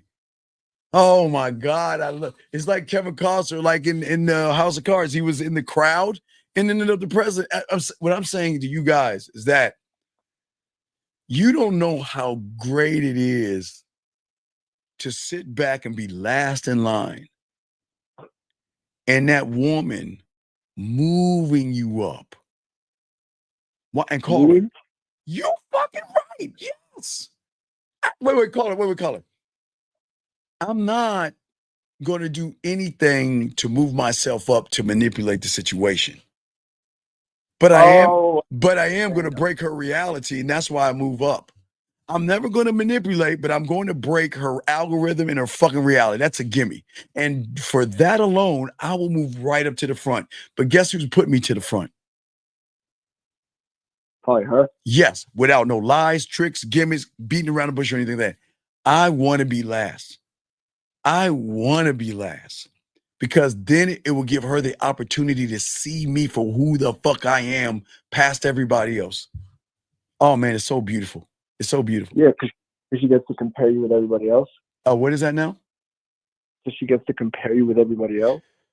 Well, it is a comparison. It is a comparison. Yeah, absolutely. Absolutely. It is. It's definitely a comparison. Absolutely. And it's awesome. It's fucking awesome. It is. Okay. That's it. Wait. Sir or ma'am? Well, excuse me 1 second. Yeah. Wait. You say guy on here every night alone. What? Wait. No, I'm trying to. Why would you say that about me? Why would you say such a mean thing to somebody that this is what I do for a living? So what do you mean? Do you think I'm alone? I don't understand why you would say such a mean thing, man. That is not nice. Why are you? I get it. I know why you said what you said. I would say the same thing too. Yeah, Carl, you want to know why I would say what he's saying? You want to know why? Okay, go for it. Because if you go on his fucking YouTube page, I want you to hear this shitty ass music. Guys, hold on, wait. Don't kick him out. No. Guys, I'm about to show you. Give me a second, guys. I'm not gonna show you your channel. I'm gonna show you why he's mad. Because his fucking violin playing, I think it is so fucking shitty. He's bitter and angry. Wait. Hold on, guys. Y'all think I'm playing? Wait, don't kick him out. I don't know why you. Wait. You want to talk about me being alone? Oh man, dog. Oh, you shouldn't have. Hold on, caller. Hold on. Hold the fuck up. Hold up, dog. I can't. Hold on. I can't make this up. I'm gonna show you why he's mad at me. Hold on, wait, Lord. I'm about to show. Hold on, everybody. Hold on, stay here, Google. We gonna get this work. Hey, please, guys, understand this. Everybody, listen to me. I don't start this shit. Do y'all know I'm trying to help people? Y'all can never say, you know what? Steve is don't ban him, Scott. No, Scott. No. Scott, watch what I'm doing, Scott. Scott, when the bullies come in to try to bully me, Scott, you're gonna love this show, Scott.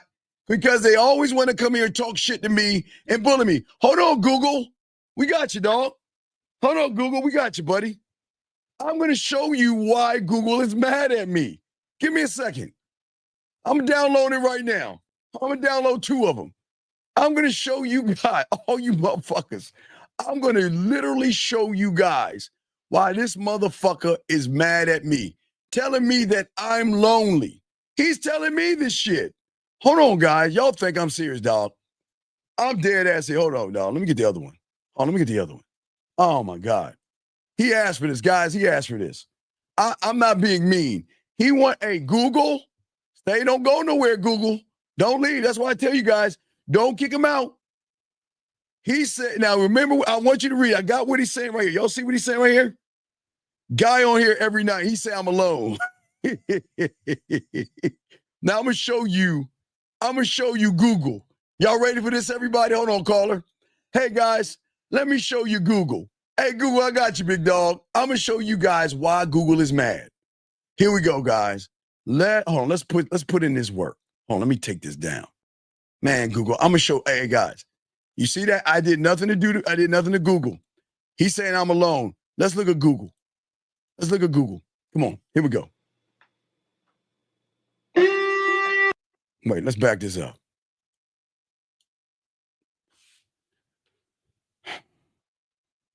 I'm not even going. Hey. No, Lauren. I'm making a point. I want you to look at this raggedy, dirty ass. Look at that. Look at that shit. Fucking. Bed is not made. The bed is not made. Look at the fucking raggedy curtains. And look, you want to know why he's mad? Listen to this shit. What kind of fuck up shit is that? Fucking nobody want to hear that stupid shit. Yeah, really? And you get mad at me. You want to talk shit to me, young man. Look at this raggedy ass shit. I see why you're mad. You telling me I'm alone? You telling me I'm alone? Hold on, let's look at the second one. I'm going to keep it going. I just want to show one more, guys. I'm not mean. But no, man, you can't let motherfuckers come in here and talk shit to you guys. We're trying to teach a class. Now look at this raggedy ass shit. Here's another one.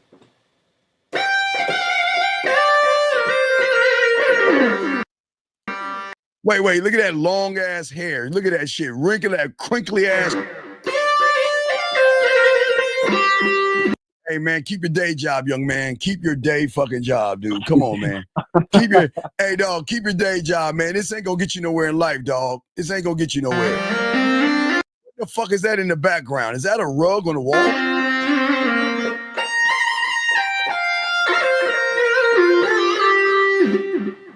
That's too much effect on that. And look at that shit. Dog, cut your fucking hair, young man. So I'm just saying, dog, Google, please don't come in here and be rude to people that are not being rude to you. Because I didn't ask you to come in this room. But to sit here and be mad at me because you ain't shit is pretty mean, dog. That's pretty rude. Yeah, I'm just showing y'all guys, I'm not the bad guy here. I'm here teaching young men how to love themselves. I'm teaching them the game. And this young man wants to come in here and tell me I'm alone, motherfucker. Do you understand who the fuck I am? Do you think I am? Oh my. Hey man, hey dog.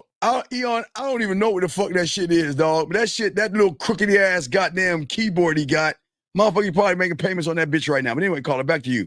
I'm listening, big dog. What's going on? I'm sorry, guys. That's why I'm giving you a little more time because I was kind of getting on they bitch ass motherfuckers. And I know that motherfucker's still in the room. He ran off. I'm sorry, Google. I didn't mean to do that, dog. But please, dog, don't bully. Look, I know. Thank you, 152. I know y'all young kids like to bully, but please don't bully us. Please don't do that because I didn't start this. But I'm gonna get back to you, caller. What's your question? What's up, man? Before we wrap this up, what's up? Well, that was my main question. It's about the maintenance. I'm saying as far as the maintenance goes is that I always do the preventative maintenance. Again, I don't talk about sex first with a woman. Right. I will use the word sexy when she does sexy things, but I'm not going to talk about fucking or anything. Women love to talk about sex to people they trust the conversation with. And I'm very trustworthy because they'll realize it's going to be hard at first for them to accept that they're dealing with someone. Think about this, caller. Yeah. Let me get this straight. You're telling me to see other people. You're not going to run behind me. You're not going to be insecure. You're not going to raise your voice. You're not going to argue with me. We're not going to fight. And I can come and go as I please. Nah, that ain't, take what I say, that ain't real. There's no guy doing that. I am. Sounds like you think it's too good to be true. Yeah. You just nailed it. You just nailed it. You just nailed it. It sounds like I'm too good to be true. Because guess what? When they decide to leave because they want to have me all to themselves, or they're sick that I have other people, it's going to be hard to leave because he didn't do anything wrong. He's, from the moment I met him, he's been nothing but what? Honest with me, clear and transparent. He has not once ever did anything the opposite of what he's saying. How can she leave that? How can she leave that? I mean, she can, but gentlemen, think about that. How can she? Okay? Okay?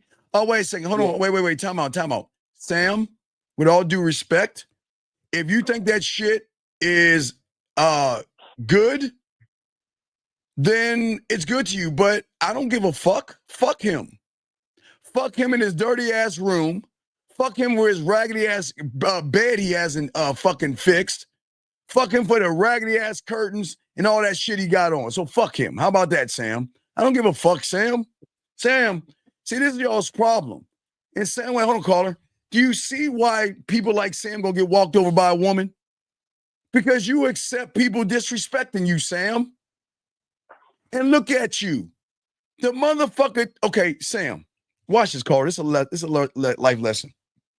Okay. Sam, I'm minding my own business. I am teaching these guys how to love themselves. He came into my room and not only disrupted the class, but disrespected me.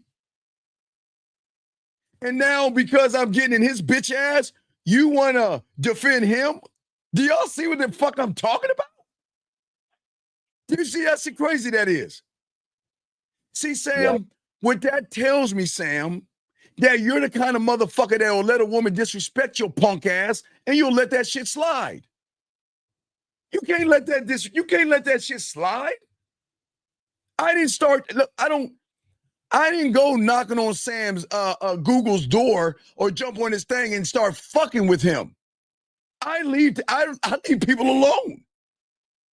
But for you, Sam, to defend this bitch ass guy shows a lot about your character. And that's why women walk all over you, because you're saying, I'm a rug. Fuck that. But anyway, back to you. No, Sam, if you don't tolerate disrespect, then you wouldn't be saying this right here. Anyway, back to you, caller. So what I'm saying at the end of the day, don't let Sam out. You good. You do your thing, Sam. I'm mad at you. What I'm saying is, caller, look, this is what I'm saying. Yeah. I want to make sure that two things must happen at the same time. Okay. Number one, I've always got to be true to myself. True to myself. Okay. Okay, so that means, number one, I know I'm old. I know I am. I admit this. I can't fuck the way I could when I was in my 20s. And look at me. Right. Listen, I'm telling you. I have a dad bod. I don't have muscles and all that shit. I'm being straight up with you, not being homosexual. I'm just being straight up with you. I'm 5'7". Yeah. I'm short. I'm a little man. So I accept me. I'm fine with that shit.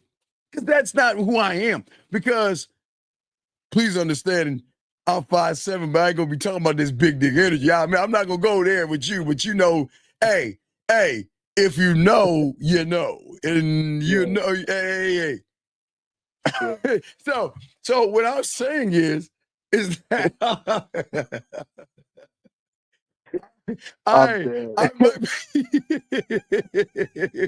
I might be old and little to all you motherfuckers. But this big dick energy I got over here, shit. Which comes to the second thing. Hold on. Which comes to the second thing I know. Second thing I know. I know that you better think twice before you fuck with me. Cause I know if I get hold of that pussy, and now wait, caller, right now I'm tapping the temple. When I say that pussy, I'm tapping the temple. Tapping the temple. Yeah, if I get a hold of that pussy and tap the temple. This is deep here. If I get a hold of that pussy, oh man. The first orgasm you're gonna have is one that you're gonna love because of the conversation, right? You're gonna love that first orgasm. But then when I decide if you're worthy of it, to get that sexual audio to play with your pussy, oh, it's a game changer right there. Not to mention what I'm gonna have her do in the shower, caller, remember? Not to mention what I'm gonna have her do with the cologne. Yeah.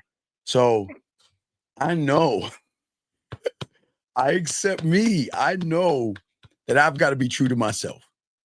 See, this is what I'm talking about. Yes. Like, you're not talking about orgasm as like physically in a sexual way. You're talking about beyond that. Oh, of course I'm beyond that. Of course. See, this is what I'm Caller, let me explain something to you. I don't think you caller. When I tell you, when they tell me they love me, miss me, and care about me, I'm not even giving them the dick yet. That's all off the game and the mouthpiece. I haven't, because for all those that have the 5 play, the kissing 101, the fucking 101, the master of the bedroom, and the dirty talk, y'all know what the fuck I do. Y'all will know why. See, caller, when you have those problems, you'll know why I'm so fucking arrogant. Because I don't teach you how to eat pussy like foreplay. I up that. Hey, caller. And then we open the school. I'm gonna open 7 play up because then we're gonna move to toys. Oh my God. I cannot wait. Oh my God, man. I cannot wait to get into the toys. Because then you once talked about having like a light on the shower once too, right? Do I know? I remember you talked once about getting like some like component to put on the shower and then it comes out in the light. Oh yeah, the shower color lights. Yeah. Because okay, I say that for the guys to do. She doesn't have to do that for me. Let me show you what it looks like. So it's gonna look like this, or it's gonna look like this. And the reason why is because when I'm with a woman and everything like that, I want the lights off. I want to set the mood and the tone, have the music in my Bluetooth right now, and rub on that pussy the right way. That's why when I make them do the shower thing, right? I'm setting the tone to give them an idea or a sample of what it's like to be with me. As a matter of fact, I've had a few women. I won't say a lot. I won't give you the number, but I put it out there. I said, ladies, if y'all want the masturbation audio, you just prove that you're a woman, and I'll send that shit to you for free. Man, you know how many women hit me up for that shit? And I sent it to them. And I said, you don't even have to speak to me. Because I'm that guy. I say, if you really want to hear what it's like and how I talk that shit, I tell them, send me the email to Man Mindset. You got to prove to me that you're a woman, because they'll show it, or photo, or IG, whatever. You prove that you're a fucking woman, I'll send you that shit for free, and I won't even bother you. You'll be talking to me eventually, but I'm not even going to bother you. I'm dead serious. Who is so cold? Who is so arrogant to do that? I'm saying at any time, if you want to hear me in real action, let me know. And then if you really want to hear me in real action, all you got to do is tell me the nature you want it in, and I can lay that shit down. Tell me what you like, and I can create something for you. See, come on, dog. You see what I'm saying? That's crazy. That's fucking crazy. Well, no. It's not crazy. It's all you guys can do the same thing. I'm just teaching you how to do it.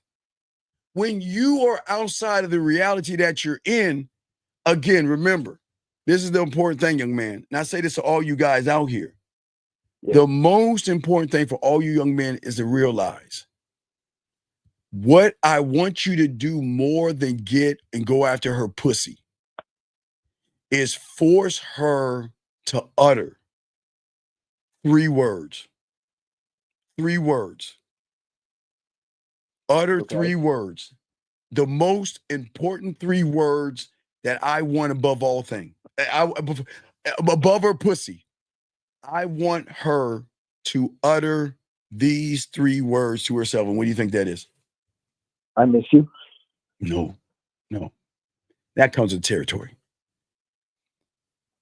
Who are you? Oh shit. Because remember, if she knows the average guy and she's asking who you are, that means you don't line up to her perception, her reality, and her self-concept of the guys that she's used to. The moment, guys, a woman says, "Who are you?" you broke her algorithm and bent her reality. Because if she already knows you, no, not you so different. Who are you? Who are you? And when she says that, gentlemen, it's a new ball game. That's true. Yeah, right. Because if she knows the average person, she doesn't know you. And we're talking and flirting, right? And she talking all that shit. That makes sense. Right. Like in my job, they say perception is reality. Right, but we gotta look at her reality. Her reality is based off of guys want to fuck me. Yeah. Who are you? You're not trying to fuck me. Who are you? What do you mean making it about your dick? Who are you? Who are you? What do you mean I gotta be worth your time and your attention and your respect? Who are you? That's what I'm saying. But I reinforce who I am by what? The next time you take a shower, it starts right there. The next time you take a shower, this is what I want you to do. What? Wait, call it. Wait. Before I tell you to the woman, do you want to play? That's it. And that's all I'm asking. Do you want to play? Because if you want to play, we're going to play. And I'm going to give you a sample of what is, I'm going to give you the first sample of what it's like to be with me. Because I haven't hit you with the voicemails. I haven't hit you with the videos. I'm just hitting you with something light that nobody's ever hit you with before. But you got to let me know you want to play. You have to want to play. Because if you want to play, you have following instructions. What's up? So you're looking to see if she's coachable, basically. Well, no. I don't want to. Okay, I don't want to see if a woman's coachable. No. I don't see. That's the thing. I don't want a woman to be coachable. I want a woman that can follow. If I don't want her to be coachable. I'm going to teach her things if she's willing to accept those things. But I don't want. I don't want her to feel like, I'm trying to force her to do or be. I'm not that person. I want her to realize I'm peace and tranquility. It's a laid back environment and we don't argue, don't fight or anything. It's just a different environment that she's not used to. But when you want to play, we can play. And I can remember things and we can talk about things. See, the sex, watch this, caller, watch this. The sex is not in the sex. What do I mean by that? The sex is not into the sex. We're getting deep here. You're about to drown, but what do you think I mean by that? How do I put this? You're pretty much saying everything starts the moment you say hello. No. The sex is not in the sex, meaning that there are 2 things that women are not used to. Okay. Number 1, a communication of paying attention. Meaning that if we have a conversation 3 months ago, I can still bring up things from 3 months ago because I pay attention. But the most important thing now, women are emotional, right? Okay. So the most important thing, the sex outside of the sex that I was talking about, is when they're having a bad day, when they're sad, when they're cramping, when they're sick, when something is going on. That's where the sex is at, brother. People don't understand that shit. That's where the sex is at. You want to know why? Why do you think that's where the sex is at? The sex is not in like, let's have sex. The sex is there. Why is the sex there when she's sick, cramping, have a bad day, upset, or something's going on, versus her having a good day. Y'all talk about fucking. Why is the sex over there? Why is the sex over there? Yeah, why is the sex over? Oh, okay. Okay, look at left and right. Okay, to the left, the sex is where she's in a good mood, everything is fine, and you're trying to talk about fucking and all that other stuff. That's not where the sex is at. The sex is when she's having a bad day, she's not feeling good, cramping, sick, upset, something. That's where the sex is at. Why do you think that is? I'm talking about marks on her face, a bump, bloating, cellulite, all that. That's where the sex is. Why is that? Why is that? See, everybody's going to the left. I'm going to the right. Why am I going to the right? Because that's not a moment many people know. Most guys don't know how to handle. Okay, wait, hold on, wait. Okay, wait a second. We have the right as subscribers to ask. Okay, Smooth Will, if you have a question, just put a Q, Smooth Will, and that's okay. But I guess everything is fine, dog. I don't think about what Dana did or not. I'm not about the drama, buddy. This is not a soap opera. I don't know why you care. You know, I'll get in touch with her on Saturday, and if she doesn't, I'll move forward, dog. You got to stand, Smooth Will. I'm gonna move with or without motherfuckers, man. If you know anything about me, I have done several shows with women for decades now.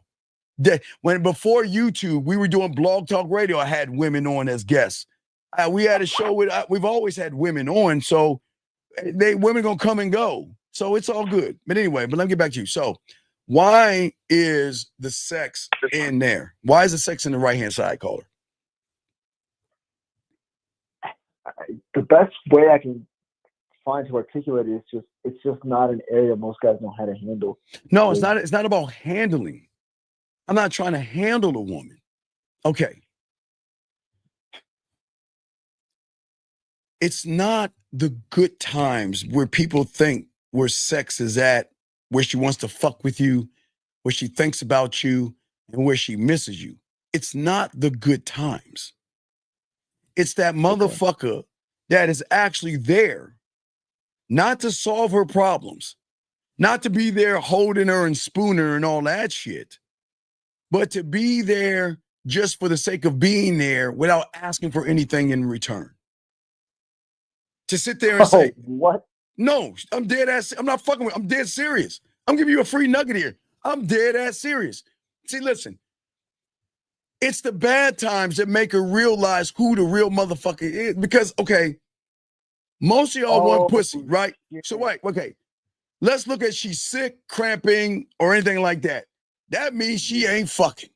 So if she ain't fucking, I ain't fucking with. Hey, wait, when she off her period, hey, let's talk, girl. Hey, you sick now? Okay, I'm gonna talk to you later, right? So what I'm saying is that when, let's say she's sick or has a sore throat, right? Yeah. My thing is this. All right. Well, all right. Are you how you good? Right? I'm just a little sick. Wait, hey, well, okay. I'm gonna tell you what to do. This is what I want you to do. Do you have your socks on? Yeah, I got my socks on. Okay, cool. All right. Are you taking your medicine? Yeah, I'm taking medicine. Okay, this is what I want you to do. If you're too sick to go to either Panera or a place to get some chicken noodle soup or something like that, you know what I mean? Just DoorDash it, okay? And just let me know when you got it, just so I know you have it. See that right there? That's all I'm asking. I'm not asking anything of her. I'm just giving her instructions. Because when a woman recognizes a motherfucker that's not trying to fuck them, they're gonna want to fuck with them because they're gonna say, like, it's not that he cares, but is this how he's gonna treat his women? You see what I'm saying? It is it's a little sample of what you're gonna get when you fuck with me. You see what I'm saying, caller? But they don't know that, right? They don't know that. So it's like, this is what it's like, because that's a little bit of what. Hey, look, when you're fucking with me, right? You're gonna get that's part of the benefit package. I'm not gonna sit there and be like, oh, baby, are you sick? Oh, watch it. If you have a headache or you have a rough night, you have a hard time sleeping, Guess what she gonna get as a sample of that? What do you think she gonna get? Has a headache, has a hard time sleeping. Mm-hmm. Mm-hmm. Headache and a hard time sleeping. Yeah, yeah, yeah. I don't know. Let me see if I can do it real quick. Check this out. I'm just seeing. I'm not gonna do acapella, but let me see if I can find that shit. Hold on. All right, here we go. Here we go. Here we go. So watch this. So I'm gonna say check your email, right? Right? Okay. And she's gonna press play. She'll hear something like this. Let me see. Shit sound. Hold on. Hey baby, it's me. No wait. Before I do it, I'm gonna have instructions. So what I want you to do is I want you to lay down in the bed. I want you to take a warm towel, put it over your eyes, and I want you to plug this in and press play. It's a layup. Hold on, press play. So it's gonna be something like this, like right, you know. Baby, I want you to relax yourself right now as you listen to my mind. I know you have a lot of things going on, but listen to my voice, and I want you to. You see what I'm saying, dog? Come on, motherfucker. Come on, dog. It doesn't have to be me playing with her pussy. I can make the shift because if she's having a bad day, headaches and things like that, I'm gonna soothe that pussy, tapping my temple again. I'm gonna soothe that pussy by giving her something she's never. Okay. It's a little. How many women have actually got a 30-minute, or I can do that for a fucking hour if I choose to, of an audio to soothe her mind and help her go to sleep to the smooth sounds of my motherfucking voice. God damn. This shit ain't fair, dog. I'm telling y'all, man, this shit ain't fair. I'm giving this shit for free. But that's what I'm saying. So all I'm saying is you're getting samples of what it's like to be with somebody that is what I'm attentive. You have to earn that, but I'm quite attentive. I'm not a dick and an asshole. I'm attentive, but I know it's going to sound fucking crazy.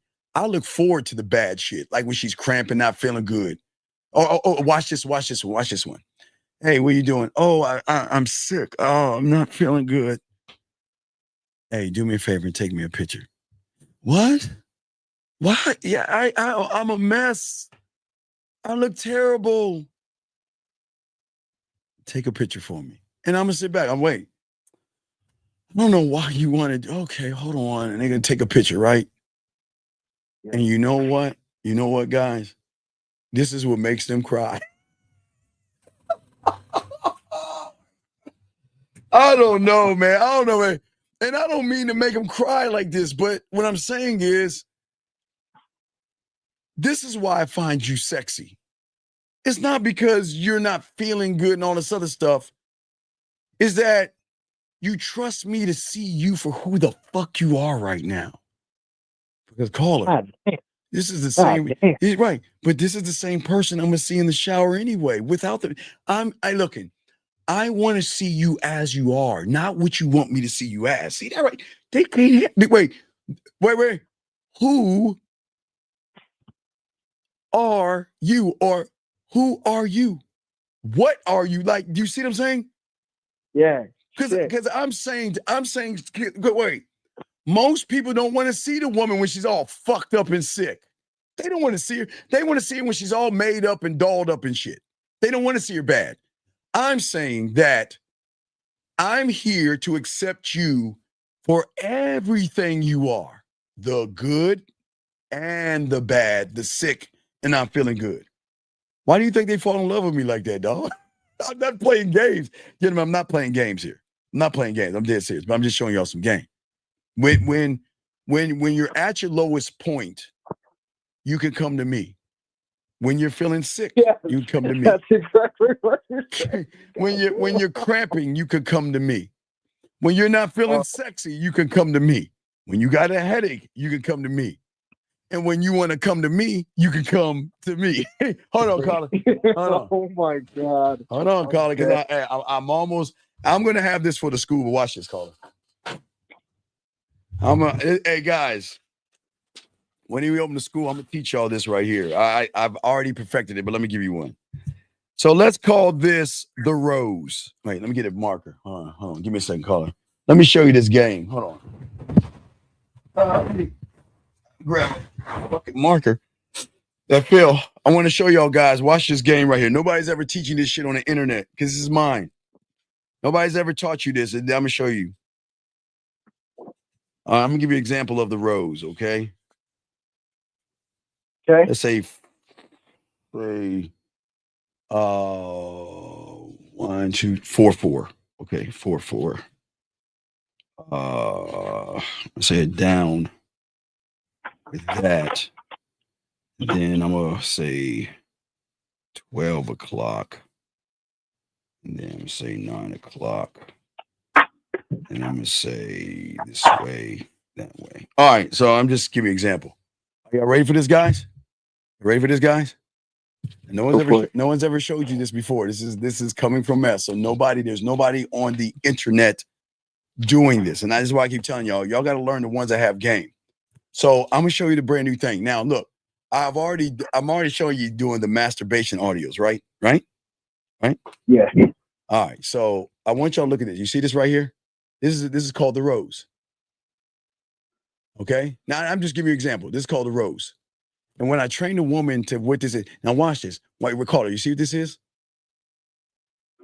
Okay. Well, I'm listening. I can't. Okay, you can't see it, but for all you guys can see it. So this is the rose, right? I'm just giving you an example. So what this is, I'm just going to take a call on if you're listening.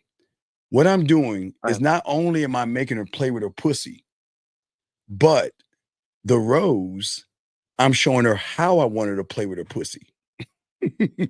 So I can send her different sheets of music or whatever, different ways to play with her pussy. So if we're looking for an up of a 4/4, I'll just give you the 4/4, right? What is a 4/4? Okay. Up with a 4/4, up with a 4/4. Okay. Now remember, I got this count. Okay, thumb is 1, index 2, middle 3, ring 4, pinky 5. Okay. A 4/4 would be, now if we look at her ring finger, you got the top is 1, side 2, side 3, and underneath her her ring finger is a 4. So I'm telling her to do an upswing on a 4/4. So an upswing on her clit as a 4/4. I'm just giving you all the example how cold I am, means the fourth finger using the back of her fingers. That's the fourth part. Swinging on that clit a certain way. You see this? Dog, I got so much game in this shit. They've never understood. They've never had that happen. Meaning that I can send them the rose today and a daffodil one tomorrow. I can name it clouds or birds or river. And I can send her like I'm a conductor with an orchestra how I want her to play with her pussy tonight without me even being there. Yeah. I want y'all to understand what I'm showing y'all guys this game that nobody's showing you. That is why. So why do you think if I'm showing you all this, do you think I'm running behind some pussy call? Do you actually think I'm running behind some pussy? Not only that, I don't know. Long story short, no. No, it's not, because what I'm doing, and I haven't even added the toys in that. There are toys I can add to that. There are so many things that I can add to the rose. I'm just giving y'all an example of what it looks like, how I wanted to touch her. It's just ways that I wanted her to touch her pussy, but I'm creating a sexual sheet of music where she's going to play to the melody and the rhythm that I want her to. I don't give a fuck what she listens to. I want her on the bed. I want her naked. I want her legs spread open. And I want her to take that sheet, put it to her wall, and follow the instructions. Think about that without me even being there. Shit. Right. So if you take what I showed you and all the things I showed you, do you see why when you have the game, you don't run behind pussy? Yeah. And why they love you, care about you, think about you, and miss you? It's just a whole different life. No, it's a life that you can have. I'm trying to get you to have a whole different life by believing yourself and learn the game. When you do that, listen. These are the behaviors, and the one behavior is, at the end of the day, the one behavior that makes them chase me is when they say, "Who are you?" or "Who is this?" or "What are you?" "Why are you?" "How are you?" "When did you?" You see what I'm saying? So when they say those things, their mind is open to a new reality. They just open a door. Oh my God. And how are you going to go back? How are you going to go back to average, basic, bland, and boring? So that means that, wait a second, let me get this straight. And watch this call. Watch this call. Watch the call. Do the math. Let's do the math on this. Now, I can have a single guy who is bland, average, boring, who cannot talk, show me things, or do things, but he has nobody. Or I can have 25% or a percentage of this motherfucker over here that gives me free will, not gonna run behind me. He's not gonna bug me, bother me, push me, manipulate me, hit me, yell at me, scream at me, or anything like that. He's gonna give me the freedom to do whatever the fuck I want, but he's gonna show me things about myself. He's gonna show me what love is. He's got different ways to make me feel when I have bad days. He can soothe me when I have headaches. He has ways to show me different interpretations of sex and all blah, blah, blah, blah, blah. But I can only have a small percentage of him. So what the fuck do you think a woman's gonna take? Do you think a woman's gonna take a small percentage of you and get all those benefits, or have a whole bunch of nothing? Yeah, they'll take a slice of, they'll take that little cut. There you go. The end, brother. There you go. That's what I'm saying. Hell yeah. That's what I'm saying. Hell yeah. I don't even know what to say else except thanks, man. No, it was great dialogue, young man, and I appreciate it, because you know what? I'm always trying to teach all you young men out here. You know what I mean? So it's all respect, okay? I appreciate the question. Great dialogue and great questions. Call anytime, okay, big guy? Yes, sir. Thank you. All right, respect, man. I blew that little motherfucker's mind right there. All right, guys. Last round of questions we have it, guys. I gotta do some work and all this. Oh, let's see. I have got to go, guys. You know what's? I'm gonna give you a fun fact about me. I am a breakfast for dinner motherfucker. So I'm about to go to Jack. I gotta go to Jack in the Box and give me a breakfast sandwich or some shit like that, because I'm gonna be up pretty late. It's gonna be a really late night, so probably be up till 4, sleep till 6, and get back up and prepare my day. So, but I need to go I think I'm gonna get me some kibbles, give me a breakfast sandwich or whatever like that. But guys, if y'all need me, themanmindset@gmail.com, gentlemen. If you have a question, you want to start your pathway, you can start it or not. The question is yours. We are working towards finishing up the mouthpiece before we open up the school. So we're doing that. But also, guys, I do want to let you know I'm going to kick out content. I'm going to start not just long shows like this. I'm going to do a lot of reaction videos for you guys. And yes, because I'm old, I'm going to start walking. So if I'm going to fucking walk, I'm going to talk while I'm walking. So I'm going to take subjects and talk to y'all like we're just chilling. So y'all have seen a few of those, and there's going to be a lot of those, more of those. So it's going to be react. Oh, and I got something new, something fun for y'all. I found a way to make these women play music and sing some fucked up songs. So I'm going to be sending that. It's going to be fun. That's going to be something for you to laugh at, because I do want y'all to laugh a little bit. Okay. So I'm going to be dropping those as well. So no, Lauren, it's hard to sleep. Lauren, since I was 9 years old, the worst thing, I didn't know. I used to sleep really good before I started learning the game.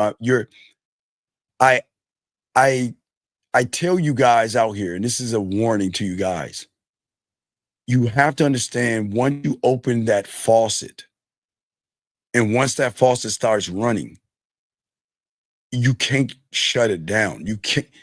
I usually eat 1 meal a day. So I want to let y'all know. So I'm gonna go get me a breakfast sandwich from Jack in the Box.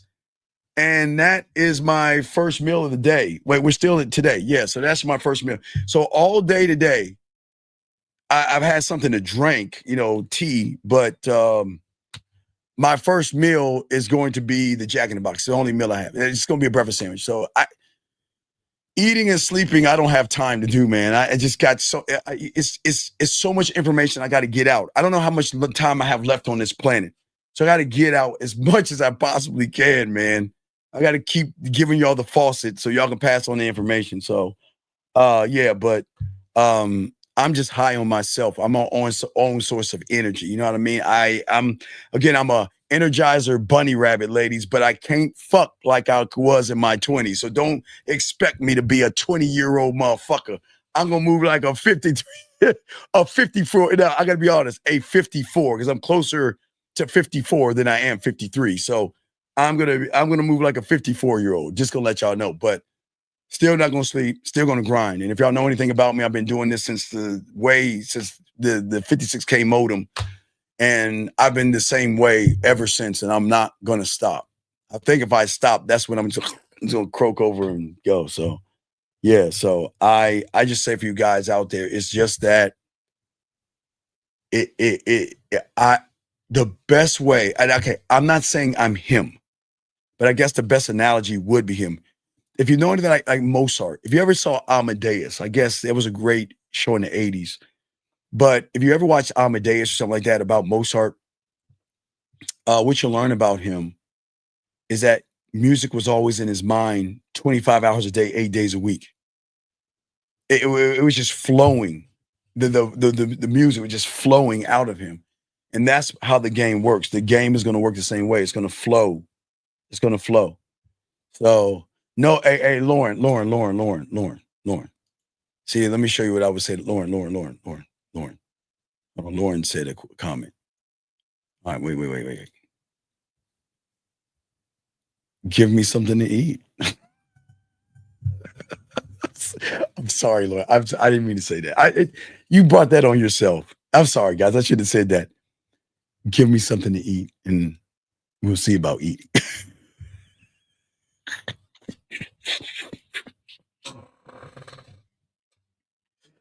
I'm sorry, Lauren. You set yourself up for that, Lauren. Don't say things like that. Guys, that's how I reply to it.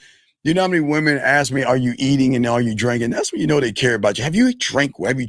Are you eat today? They always check up on you and see that. But yeah, Lauren, I'm sorry, Lauren. I didn't mean to say that. I'm sorry, Lauren. You just set yourself up telling me to eat. You give me a reason, give me something to eat, baby girl. And yeah.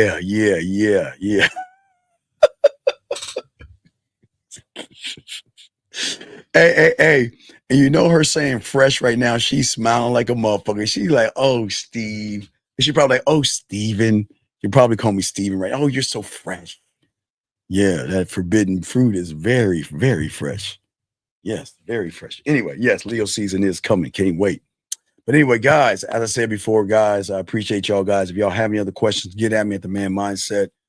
I've got to work on a reaction video. I'm going to upload some of the fun audios for you, just to relax your mind and smile. If I can do things to make you smile and to make you laugh, I'm going to do that as well, because I want to make sure, shout out Boxing. What's going on, Boxing? I want to make sure that y'all relieve your stress. So if I can find things to make you laugh or something like that, I got you covered. But if you feel, ladies, that I need to eat something, give me a reason to eat and I'll eat. Give me a reason. But I appreciate you guys. I want you to appreciate yourself. So we'll be dropping some content, not just in live shows. We'll be dropping 10-minute reaction videos, walking videos, and the new musical videos I'm gonna drop as well. So I'm gonna let y'all know. It's all free. I'm gonna keep lacing y'all with a lot of content, because we got to get to the school and we got to get to the Mouthpiece 101. Because I know a lot, if y'all guys got a chance to listen to Game Time last night, y'all gonna realize that there's a lot of game that I was spitting with these guys off the cuff of the top of the forehead, not the forehead, but off the dome. All right, guys. So I'm going to go get some kibbles now and then get back to my grind. I appreciate you guys. Please appreciate yourselves, guys. And we will be back on with Rosebud tomorrow. Okay. So, guys, y'all need me, holler at me. We will see you guys in the morning. If I don't get in a crash by going get this damn breakfast sandwich, we'll be good. Peace.